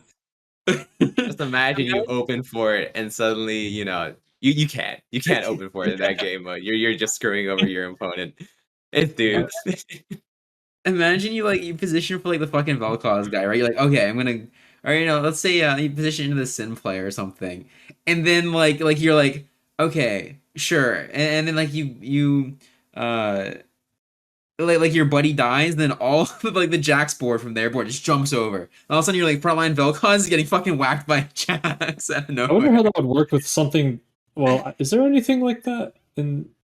I guess there's like the Elderwood mutation, but like in set 5 and 5.5, how scrims ramp up depending on how late it is into the round. Like, do they get that AD jumping onto the other board? Like, how does that work? I think I don't they know if do. there's anything time dependent in set 6. I Oh, can't remember off the top of my head. what about isn't Academy that Oh doesn't yeah, more does that- spell Yeah. cast. Yeah. That'd be Does it interesting. benefit from your partner's board even though it's a different board? Because Oh, they're your Everyone runs- allies technically. The meta is just everyone runs Academy, and then like you Yeah. like shooting your opponent, and then full like Academy stacking. everyone just everyone no, just, like full- jumps like on the board. full syndicate stacking. You know the Dark Star syndicate thing. Oh, You no, just play dude, not the Stars. Dark Star Syndicate Oh thing. shit! You know what it is? Everyone's playing Dark Star. It's fucking the Academy thing. It's a doubles comp, and it's just called Study Group. That's the Oh, okay, study buddies, let's go. I like it. that's the fucking meta. Yeah, no, the meta's just gonna be like bards that kill I don't know that bards. Boards that kill someone really quickly, so you just go gang up on the other dude. Yeah, I think so too. Oh, it's gonna be so funny. I honestly hope they eventually change that so it's a little more competitive. But it is gonna be funny as hell to watch your buddy's boards roll up and the homies roll Yeah, up. I think it'll be a lot of fun. I think it'll be probably really buggy, but I think it'll be a lot of fun. Oh yeah, Oh, for sure. There are gonna be so many. Oh my goodness, there are gonna be so many. It's always Yeah, fun. for sure. For sure. It's it has a lot of potential. It has a lot of potential, and like I hope they don't make it too competitive off the bat because it will be fun to just like it will be fun to just be for fun with it for a little bit. Mhm. I think if they do, I think it'd be after this set that they make a big change like that. More than likely after they test it out for like a season. Yeah. I think it's fine to test the waters right now. Oh, yeah. It's totally cool. Yeah. I'd probably prefer they did that before trying to make it in anything like super competitive. So that's why like I'm really happy with where we're at right now. Like the fact that we even have it at all is great, I know. Yeah. Doubles spectator mode. TFT is Yeah. gonna glow up. Oh, Gonna for massive sure. glow up. For Yeah. sure. I know, Iniko, I have a question for you personally here. What is your favorite augment so far? Oh man, can I look at a list really quick? Oh yeah. I know I have one in mind. Oh god. Okay, I don't have. Okay, you know what? I don't have. Everyone it looks in front of me, excited so to I answer can't look. this. Yeah. I mean, I think Like, Appius knows I what my have favorite no augment is. opinions. Like I said, I haven't touched PB, so have at it, y'all. There's probably one I'm not thinking of. Obviously, all the prismatic augments are cool. Can I do like one like generic one and one prismatic one, maybe? Is Yeah, that yeah, like yeah. Whatever okay? you So feel I like. think that a generic one that I think is really cool is Knife's Edge. Like that is really strong to me. The one where if you're in the front Mm, two rows, you get bonus AD. mhm. I like to play challengers. So that is really strong. Like Fiora and Yone benefit a lot from that. It's like insane. And then as far as the prismatic ones, I mean, I got to give it to level up. I really have to, man. It's so nice, like being able to either level up or high end shopping. Both are really nice, but I like level up personally. The one where Oh, yeah. you get double XP if you spend it. Yeah.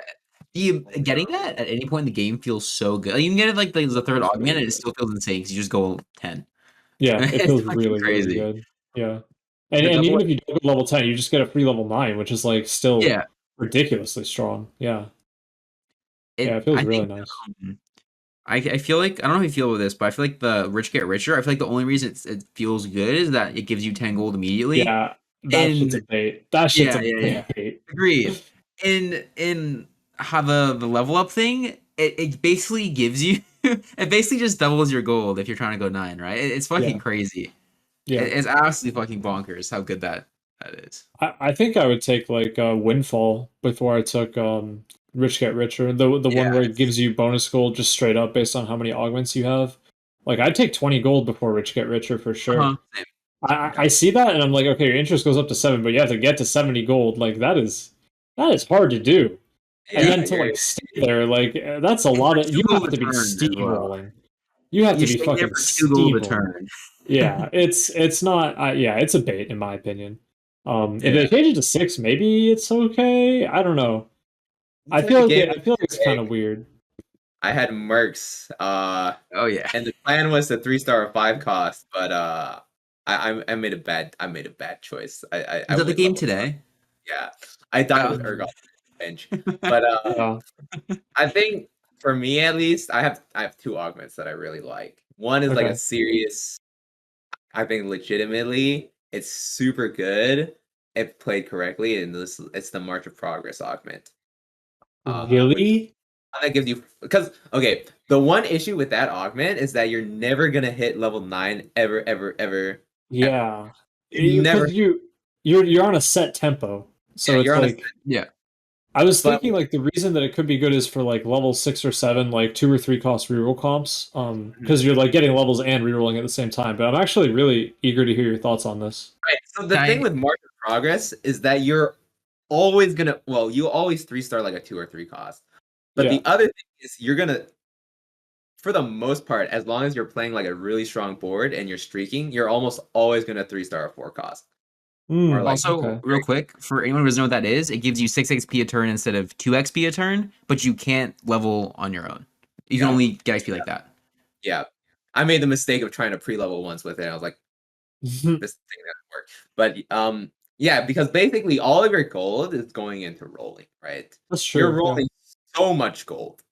Mhm. So you get infinite units. Like I played a game, I hit Warwick 2 or Warwick 2 early, got Trundle 3, Warwick 3, one with like 94 HP, and I was like on level 8 rolling for Vlad 3. Mhm. Because I had so much gold, I had rolled so much gold. I had 7 or not Vlad, Victor. I had Mm. 7 victors just rolling my gold on level 8. Because I Yeah. was rolling Or is that so just actually level 8 odds? yeah, it was literally just straight up level 8 odds. I mean, if Oh you my have the god. upgraded shop though, think about that though. Think about that. You're gonna get a Yeah. 3-star boss Yeah, that'd be guaranteed. nuts. That'd be Guaranteed. nuts. I And the think other one, that go ahead, oh Ed. sorry, go ahead. Sorry, go ahead. Oh, I was gonna say the other one. This is the sleeper pick. Is the pirate one. I love the It Pirates one. I love that so might. much. I don't know if the creep interaction is the way it's supposed to be, but one, you get the farm gold off of creeps. Yeah. I mean, Might any not be. mercenaries involved augment is just fun. You know, Yeah, fortune yeah. is fun. Yeah, But and for I anyone had who a doesn't know what that one does, it's any mercenary when it kills a unit has a 50% chance to drop a gold. mm-hmm. And And it works. you know, there are some rounds I was playing that augment along with the higher end shopping, which is the one that gives you a shop that's level up from the current level. So Hmm. I mean, Iniko was in that game. I hit Tom Kench at level 6, Yeah. Yeah, I saw that and and I was like, how did this happen? I was farming boards for 20 He was- gold a round. He was farming. I saw that. I played this. I was like, did he get this out of a cash out? Like, what just happened here? It was nuts, and then I ended up hitting like Tom Kench 3. It was an incredible experience. But like I had another game just with the pirates, right? Like you can play MF, you can be playing gang, playing carry. Like MF, if you think about MF with the way the pirates work, right? Like MF She's as a wiping carry, boards. she's Yeah. wiping boards. She's killing units. Like she's killing whole clumps. You're gonna be making a lot of money, right? Like the thing about space pirates was that, who were your space pirate like farmers? It was like Darius, who was like single target, reliant on a reset. Jace, who's a frontline carry, like he had AOE, but he's gonna die eventually, right? Like that guy ults once or twice, it's done. And then Graves was Graves, so he's just not doing And then any obviously GP is the 5 cost, so he's not coming online for a while. Yeah. Yeah, He got like if so you, overbuffed. like if you had set 3 GP, you're chilling. You get 4 space pirates, you're farming everything. But like in this one, you can, I can hit GP, MF, I'm farming infinite gold. Like I'm getting 5 gold a round, maybe. No, or like 4, on average, if people are playing like 7 units, maybe 3 to 4 gold a round. Yeah. It's pretty nice. It's not Yeah, bad. this is really fun. It's really fun. Hell yeah. I think I did not like Fortune very much in set 4, but I'm pretty glad they added it back, honestly, because it's just fun. Sorry. Yeah. No, you're good. You're good. Yeah, it does add like a huge layer of fun to just be able to like. But the thing with that, the thing that Draconic was missing was like the feeling so good, like lose streaking, and then like getting one win, it being the biggest dopamine rush of your life. Yeah. So yeah, Yordles is pretty much Draconic this time around, so they kind of added both. I feel like it's a little bit worse, but I'm not really a fan of Yordles at the moment. I played Yordles today. I hit I ended up hitting Vagar too. What's up? Pre-nerf or post-nerf? Because they did just nerf it. They nerfed. Oh, did they? Because it was post, Yeah, so it must have been. Okay. Or no, it was pre. It was pre. Okay. And yeah, I played Vagar too. He got like snatched by Zach and died as he cast, and the cast did like no damage, and he just fucking the whole board just got wiped. My Heimer 3 with like double Rabadon's blue buff could not touch a Mundo 2. It couldn't even fucking like dent it. You didn't go GS? That's what I'm saying. I didn't go GS. He like Vigar is just so underwhelming. I feel like I see this thing and I'm like not scared at all. I'm like, all right, you have like he's like a 3 cost or something. Like I don't know. Yeah, maybe it's because people aren't playing it right in my games. That could totally be it. But yeah, I think the most consistent way to at least get to Vagar, you gotta stack Vex. I think if you stack Vex, you're in a good spot. Yeah, all of the Vex other is really like strong for sure.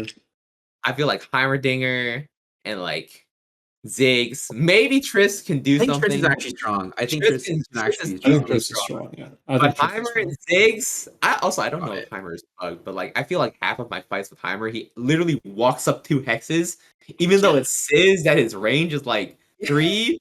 He walks up to second row to get like Zach pulled into. Walks up like this, and then the board. That's nothing. There's for sure something up with that unit. I hope Ryan it out. I'm sure. But also, Ziggs is like karma, but 1 cost. Yeah. He'll whip his ult, and then you'll be sad, and then nothing happens. Yeah, I think the best carry in Yordles is TF. Honestly, like I think Sox was saying this too, actually, where if you play Yordles, you'll know that like TF. I think he said this, like he's like, if you play Yordles, you know that TF is the best carry. So I'm not a TF believer. I'm not a TF believer at all. I am a TF believer. Give that guy a blue buff and a Morello, and he will pop off. I see Morello. Yeah, with Morello. TF has to be super good. But blue buff damage TF. Trying to stack damage on that guy is not there. Yeah, I think building with Morello, especially if you're not even Yordles. I mean, if you're running like Syndicate, it's also good. If you have a stack of Darius, like early game, I'm saying. Yeah. And just transition with him. But yeah, in Yordles, Vex is fucking crazy if you can get an online Vex that can just stall out. Because he's like Annie pretty much from set 4.5 rather. In terms of like frontline, yeah. I could see him be really good as a Morello's bot. Yeah, it's like when you put damage on him, it does nothing. But him spreading Morales and Vex just stalling it around sounds so good, actually. Oh yeah, it's really good. I was gonna say that I think my two favorite augments so far, they're both. I don't know how they're both tier 1. But the first one I think is hyper roll. I think hyper roll feels so fucking good. Oh, that augment is really good. It's insane because you just play super. I don't know why it's called hyper roll that much because you just go super aggro and you just fuck everyone up.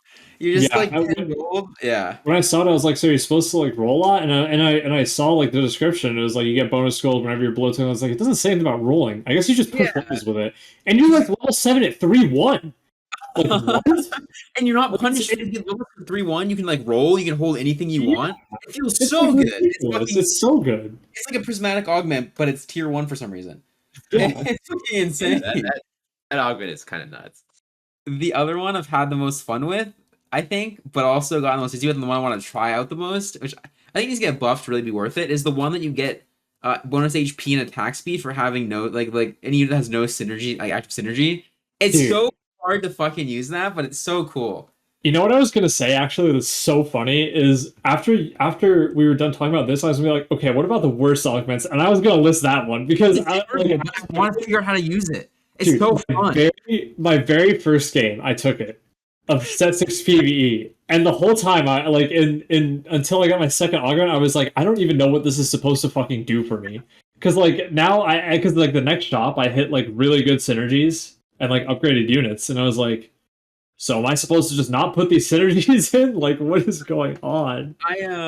I was playing it in a game with those Dax, Kevin, Bryce. I think Alex was in there too, and I just like I turn off my mic and I hard sweat the fuck. I got it on like 1-3 or whatever. I hard sweat the fuck out of this game. I like hit an early. Yeah, I got sick. I pulled a 6th out somehow. My only synergy like the entire fucking game was spotlight, socialite. Okay. And it was, I realized that what you do, the game made me, I became a believer after. What you do is you carry probably Fiora or Yone. I think Fiora doesn't want attack speed like a ton, but it's not a terrible on her, right? It's not terrible. Right. Yeah. But she doesn't, but it's better than Challenger. Like it's the same as Challenger 2, but you get the stats the whole time. So what you do is you don't play Enforcer or Challenger. You don't care about it at all until you hit Fiora. And then you just play like Socialite and like Clockwork. And so you make this Fiora into a fucking monster. Okay, I see it. Yeah, and the other one is Kaisa. I think Kaisa can work with it because like you need a carry that doesn't care about synergies, but the rest of your board want synergies. I think that's true. Yeah, because Fiora really doesn't care, and Kaisa doesn't care about synergies either. You can really splash Kaisa into like whatever comp. Where like Jinx kind of wants Sister a lot of the time. It's really value. Doesn't really care that much about it, but it is value. And then like Twin Shot, same thing. It's value. But Kaisa doesn't give a fuck about Challenger. No, she doesn't give a single fuck. Yeah. She just like if you give her a bunch of attack speed again because it's 60% attack speed and like 300 AD at 300 HP I think at tier 1 or I think it might only be tier 1 I don't know but so it's just better. It's just the same thing as Challenger after you get a kill, right? 2 Challenger. I think 30%. Yeah. So it's just you play a Challenger with it. You don't play a Challenger synergy, and it's better because you can just play a better unit over it, right? So yeah, for sure. But that's interesting. Really that's smart. That's really smart. Yeah, for sure. I like that a lot. No, that's hella smart. And you can play like I mean, you can play Colossus as well because like if you're not concerned about going with a lot of synergies, you don't really need more units on the board, and Sion's great frontline, so like why not? Yeah. I think you just have to view it if you want to play around it like early game. You have to view it as like a vertical, and then figure out how worth it is to like go deep into that vertical by basically pplaying no synergies. Right. I think I like your strategy a lot actually because there are scenarios that you get into, and all of us have experienced this, I'm sure, where you just have random 2-stars that don't do anything with each other. Like you have like a Graves 2 and like a Ziggs 2 and like I don't even know. Yeah, like a Cassidy too. Yeah, and you're just like, all right, cool. I don't have any synergies among these guys, but they're all 2-starred. Let's fucking play them. If you're getting, what is it, 60 attack speed and 300 HP early game? Are you kidding me? It feels really good until like the middle of stage 3, and then that's something when you just start playing synergies, right? Because you have to like balance with like your carry probably always wants it. As long as you're carrying something like Jin as well could probably be fine with it, right? Because he doesn't care about you want Clockwork in, but yeah, team supporting synergies make a lot of sense because Jin, I think, is well, he's a very good carry right now, but even after he gets nerfed, the way I view Jin And the way I viewed him before, because I didn't always think Jin was very good in like the first few days, probably because Mundo was like the shit, you know. So like obviously you view Urgot as just better than Jin by proxy. But the way I view Jin is like he's a really good secondary carry because his base stats are very, very good. He uses items well, but like his base stats are just so insane where he's always going to do stuff without items. So you can spend time itemizing something else. Like if we're talking about Tristana and how good she is, you could play Tristana reroll and just have a random Jin carry, probably doing a lot of damage as well. Just some food for thought, you know. Yeah, you learn Jin Ori, like Jin Ori for Clockwork, played three Socialite, and then you're play random Fiora, and that shit gets a ton of value, like an absolute. That sounds ton really of value. good. Yeah, that's really good to me. But that's the only way to play it, I think. No, that's super smart. Yeah. I didn't think about that. I looked at Augment. I played it once. I was like, this is the most fucking useless thing I've ever seen in my entire life. Feels really bad. I think you literally sold me on it in like 5 minutes.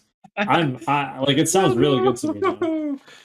I'm gonna try it out though. I'm gonna try it out. I think it's very narrow is the only thing, right? Because it's so hard to carry. Like, it's very narrow. Yeah, it's really easy also to get dizzy in this set because, like, dude, you know what happened to me one game is I was playing Innovators, and I took the target dummy augment, right?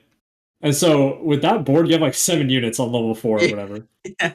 And then I made the mistake of taking Exiles in stage 3. Which I really like Exiles. I really like it. But like I got into late game and I was like, okay, I have 7 units on my board, I have 2 target dummies, and I have this fucking bear. How do I give my units shields? Like something's gonna be touching at all times. I can't do it. But like man, like I really like Exiles, and I think that's a super fun augment to have. It's so cool. It's so cool. Yeah. God, all the augments are just really cool. Like it really is like I hope it doesn't wear off. I hope it feels like a new game every game, like I feel like it will. Because it is so much fun right now. Yeah. It's some Slay the Spire shit like Sock said, yeah. It is so fucking cool. It is so cool. They do a great job with this stuff. They have that like one augment, the clear mine augment, where if your bench is empty, what is it? How much gold do you get per level? Clear bench 4. Yeah. You get I've gotten that one. It was actually kind of nuts because basically what I did is I donkey rolled my gold until I hit some upgrades. Oh. I was carrying an Oriana 1, Gen 1 with like a couple like maybe 3 upgraded units, and then I just sat on that. I was like, okay, time to go level 8. Not buying anything from my shops. Yeah. Yeah, that's I think that's a lot of like those augments, like the clear bench one, and then I think it's called Build Different, the one that you were talking about, Appies, where it's like the plus 300 health, plus 60 attack speed. There's a lot of skill expression in making those work. Actually, like you actually have to sit there and think about non-conventional ways to play the game in order to maximize your value from those. Like you know, clear benches. Everybody gonna fucking hyper roll for upgrades and then just try to build a board to sit on? Probably not. Maybe he's scared to, but RamKev, man, this guy's crazy. This guy's a psychopath. He's gonna play the game he wants to, you know? Yeah. Mutant Spat Oriana can carry you to level 8, guys. Yeah, there you go. Mutants are so fun too. I like mutants a lot. There's so many cool decisions to make, I think, this set. And so many like decisions that we haven't seen before in TFT that I think it's gonna feel new for at least a while. And then like they can always switch out augments, right? Which is the cool thing with galaxies. So I think the set is set up for success for sure. And it'll be a very, very fun one. I'm really optimistic for this set, yeah.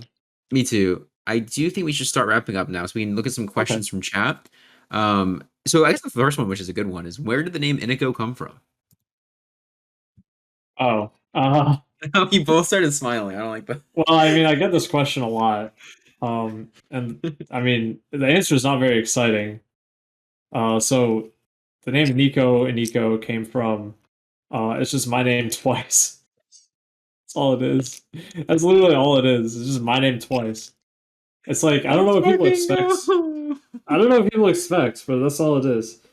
And like I wanted it to just be a Iniko, but I think I need partner to have Twitch like force whoever it is that has that account off of it. Wait, that's a thing? You can I think I'm pretty sure that's how you can force people to. Okay, so we can force whoever the fuck has Jirachi with a Y off that name, so I can take that fucking name.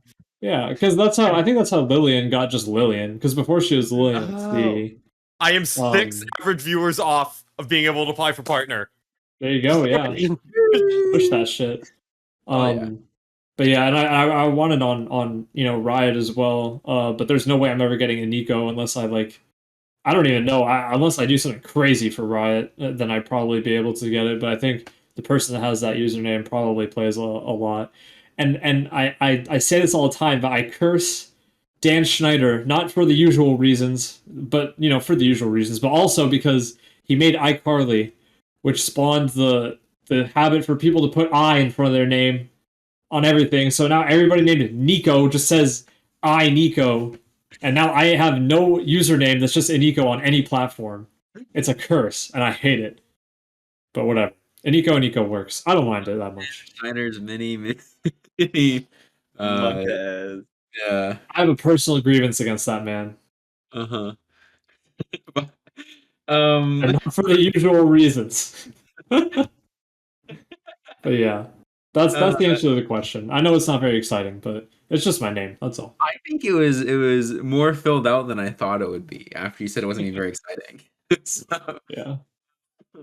another one we have, at least in my chat, from IndieKidHS is, what is a good way to go about asking questions? Sometimes I ask if X thing is better because I'm curious, but it feels like it may come across as backseating. Oh man, I mean, wow, this is actually, I don't know if this is a plant, but this is a great question. Thank you for asking. So with and I think that maybe the people that don't understand this might just be young people in Twitch chat, because I feel like if you're old enough, you should kind of have a social grasp on this.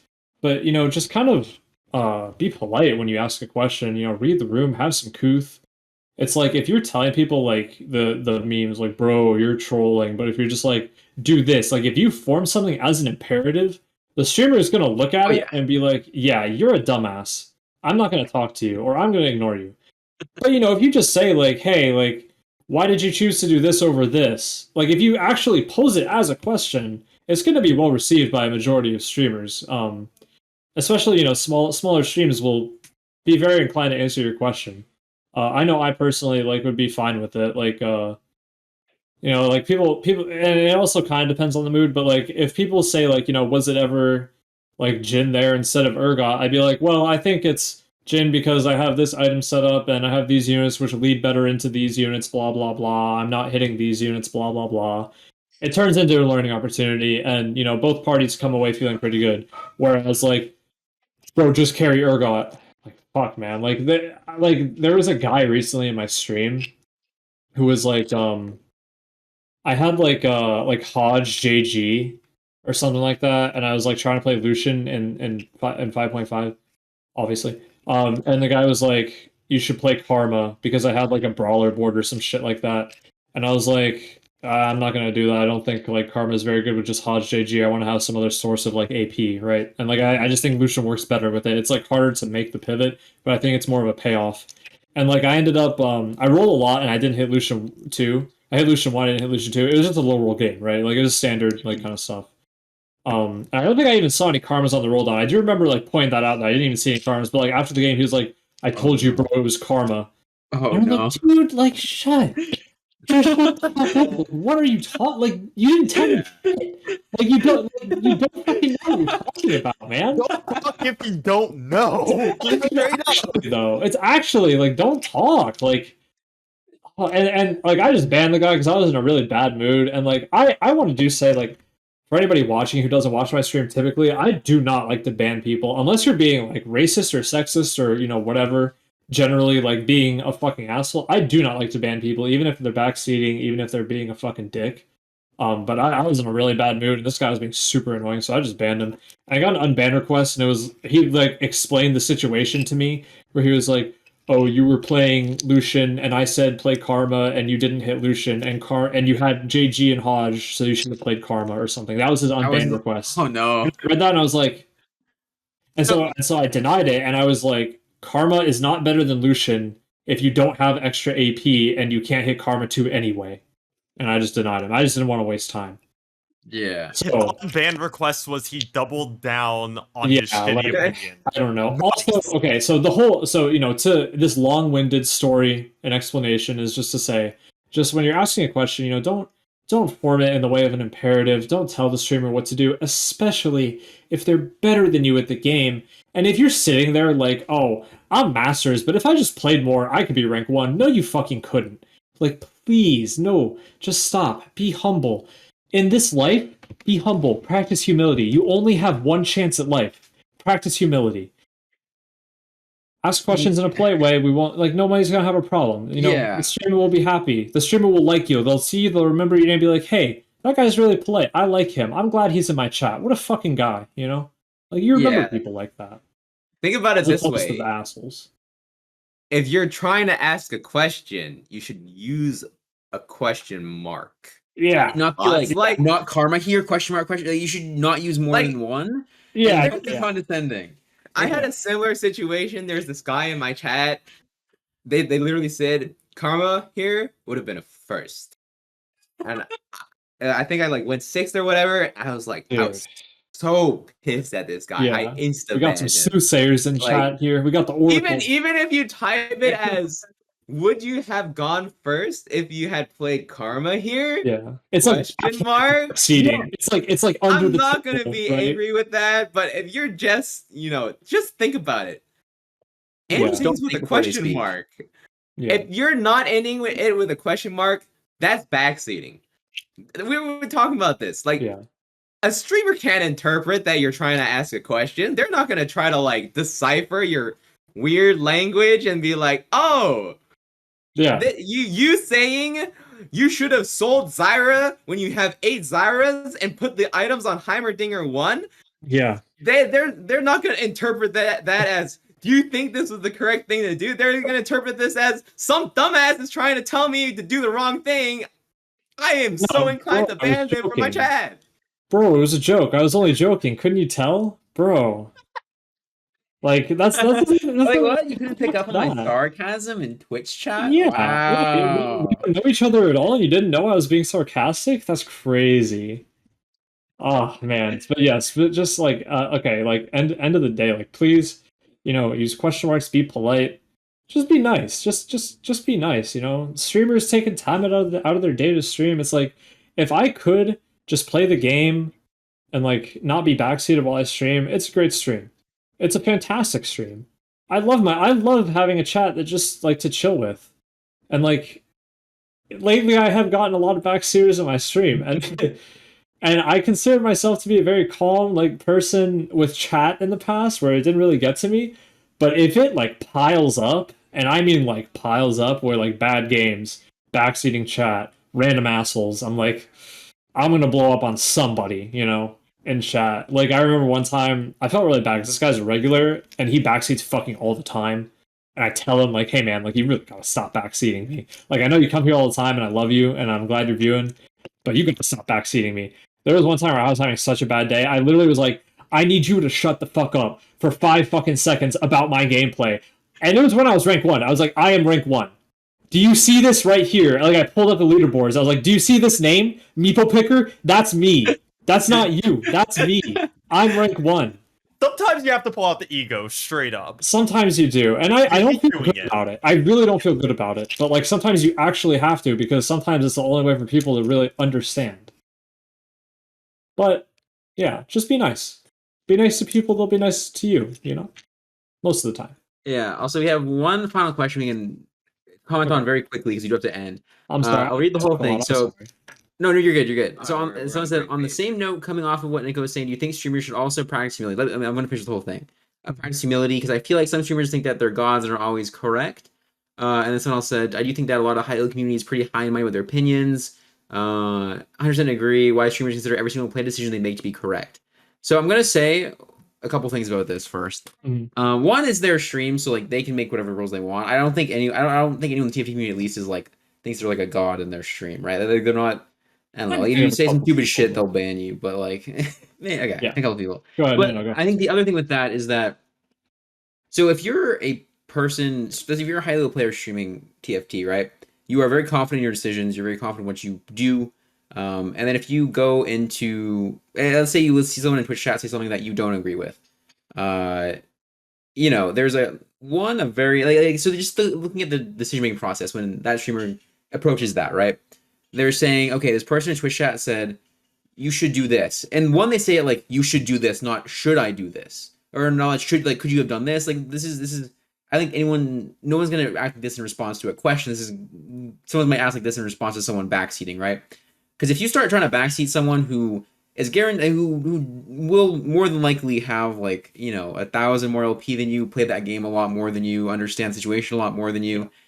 Like I don't think there's any like they'll quickly look at it and they'll think like, okay, they don't know about as much. Like I don't agree with that. I'm not gonna listen to it. Rather because like there's a lot built up on that opinion, and there's no right and wrong in TFT, right? It's like every decision I make goes in line with my decisions, but we can Kevin, Jirachi, RamKev, Iniko, and we can all play very, very different games, make very different decisions, and still have a cohesive game plan that makes us a high challenger player, right? So like, it's less like I don't think there's a correct decision. I don't think people like, I don't think people need to be more like practice humility. I don't think like a high level like TFT player needs to practice humility in their own stream, like by not listening to something that some random Twitch chatter says, I guess. Yeah. But we can talk about it a little bit. I'm coming like I don't think that any of us are like every decision I've made this game is correct. If we were that way, we would probably be garbage because we would never improve at anything. We know some of the decisions we're making are not correct and some like more incorrect than others. However, we also are confident in our decisions, and we also know a lot of decisions may not be like quite optimal, but like for our playstyle and how we play the game, that decision is the best for us. And it may not look like that right away.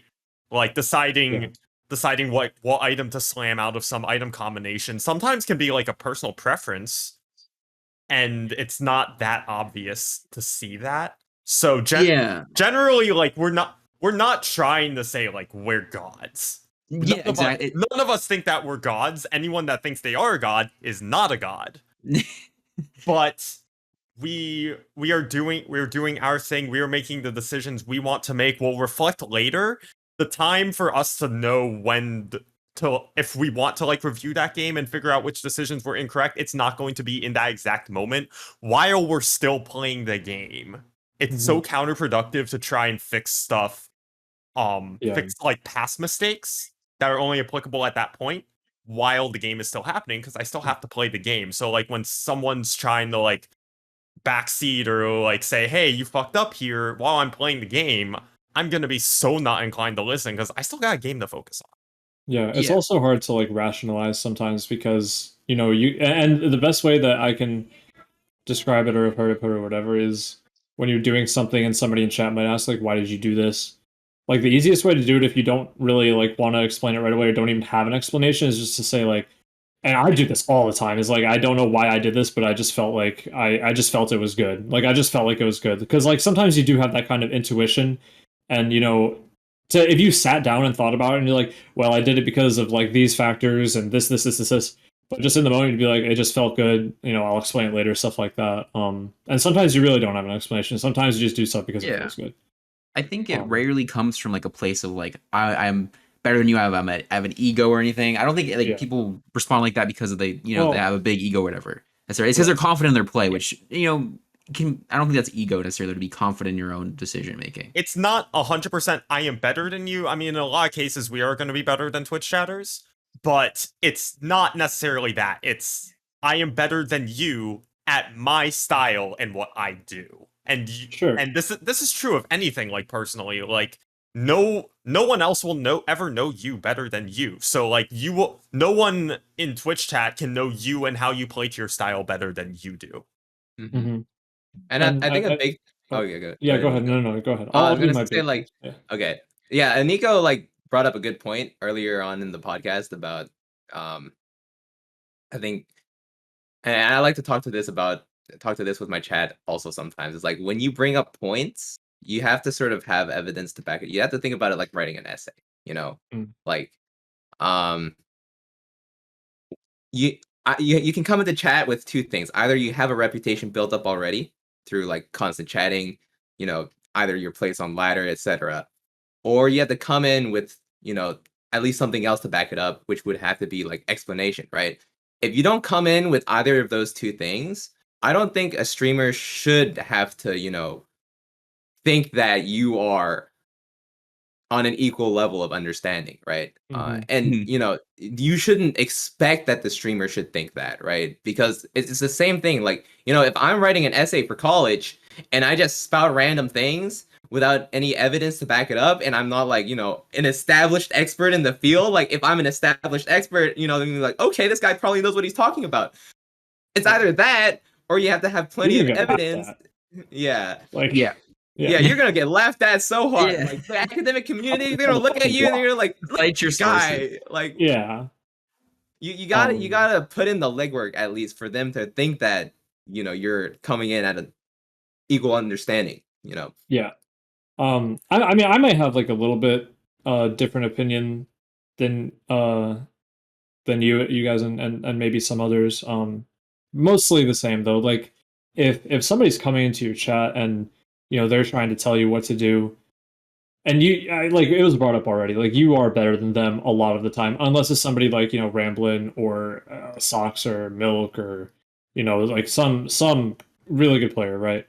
And I myself have, you know, if somebody like tells me like, oh, it was this, if they're right, like I'll give them props. I'll be like, yeah, you're probably right. You know, I think I made a mistake and I think you are probably right. Because at the end of the day, what I care more about is like helping, you know, people learn, and recognizing my own mistakes on stream and explaining them is a good way to help other people learn as well.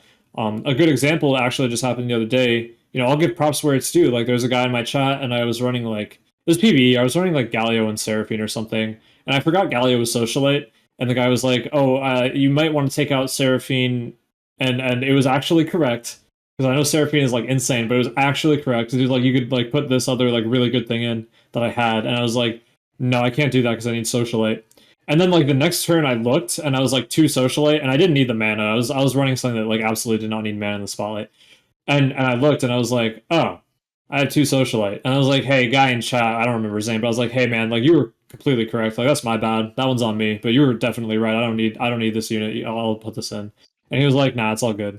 So it's like, you know, moments like that where I do think, I actually do think that, you know, TFT streamers and maybe streamers in general can be a little bit more patient. And, you know, we're not monks. Like I'm not gonna ask your average TFT streamer to spell the word abnegation, much less practice it. What? But this is a word I've literally never heard. What? yeah, so abnegation is like self-denial. It's like it's what monks do, pretty much. There's your English major lesson for the day.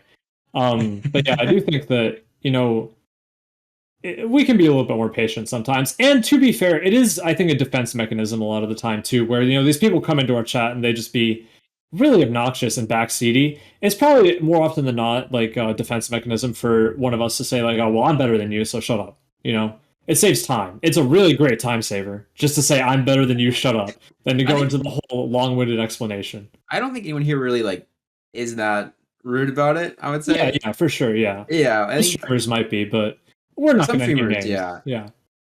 Yeah. It's fine. Sometimes, okay, like honestly, sometimes you gotta do it. If it's somebody like particularly outlandish, sometimes you gotta do it. But you know, I think that for the most part, TF2 streamers got on lock. If you feel like the streamer's being a dick, just don't watch him. That's all I can say. If you don't like them, if it really comes to it, yeah, it's your own choice. Just like it's their own stream, it's your own choice. Just don't watch them. So see you, RamKev. I'm fucking out of here. People leave. People leave. People, peace. Ego streamer, people riot. I lurk in chats a lot. I don't really like actively talk. And I remember one time I was in RamKev's stream really recently, and somebody said some shit to backseat him, and he was like, "Oh, you know what it was? I think he was trying to play Gwen, maybe." And they were like, "Karma in shop, you missed Karma." Dumb streamer, blah, blah, shit. And he was like, "I see more outs in this game than you'll see over 1,000 games." And I was laughing so hard. Yeah, also dude, true. I like to throw jabs. Yeah, for sure. That piss me off in chat. That's fair. That's fair. I like to do the hand thing, go like this, be like, listen, you're wrong, and I'll tell them why they're wrong, right? I feel like telling them they're dumb, you know, if you're gonna tell somebody they're dumb, at least tell them why they're dumb, you know? Like, oh yeah, for sure, yeah. I But try you to can't avoid, just be like, you're like, stupid, you're dumb, but I do say you're wrong or I'm Yeah. right. I think that's fine. If you are wrong or if you are right, I think that's totally fine, justified. Yeah. Yeah, I think that's my the big thoughts on the whole takeaway thing. is if you don't like how a streamer streams, then don't watch them. If you do, then Yeah. watch them. Be nice. That's Yeah, about yeah, it. nobody's forcing you Oh, to and watch. Yeah. advice to streamers, after you say something mean, just throw in the don't flame. Oh yeah, no The flame. no flame, no Don't, flame. no flame, no That's a flame. GV8 classic. That's the GVA classic. I remember watching his stream. He ended it. He told the chatter, "You're an idiot." No flame. flame. Well, that's exactly insulting then. That's like automatic. Like that means you're not being insulting. You're not flaming them if you say no flame. Exactly. Yeah, Rule exactly. number one, exactly. everybody knows that. Anyways, on that note, we are gonna call it. We've been a little over time, but Iniko, thank you so much for joining us. That was an amazing episode, and you were an amazing Thank guest you guys to for have. having me. Always course. a pleasure chatting with some friends, Hell yeah. Always Hell fun. yeah. Thank you so much, Josh and RamKev, for being great co-hosts. And chat, we will see. Oh, also, subscribe on YouTube. I said I was going to say this. So in the pre-meeting thing, I said I was going to say this, like how I say hello, hello, hello. So please subscribe on YouTube. What's the Please name of our follow YouTube on channel? Spotify. Just Triforce Tactics podcast, right? Or just Triforce Tactics on YouTube. Triforce Yeah. Tactics So- podcast. You can Yeah, probably search Okay, and you know find what? it. We don't even know, but Yeah. just search. You can find Triforce if you search Triforce Yeah. Tactics. I did it in Cuckold Simulator on the computer, and I found it on YouTube. Yeah, but don't So do you can find Triforce it on your podcast. computer. That's a separate. That's a different one. That's actually a different one. Yeah, So wait, do I have to buy Cuckold you should buy it. Simulator Yes, it's fun. It's very fun. to subscribe to Triforce Tactics? Is that required? If you Yeah, use our do that, code and then do Triforce the other one you too. get a 10% discount. Oh wow, what a steal. Anyways, chat, thank you so much for watching. We will see you next week. Have a great night. Peace out. I won't. Bye bye. Bye.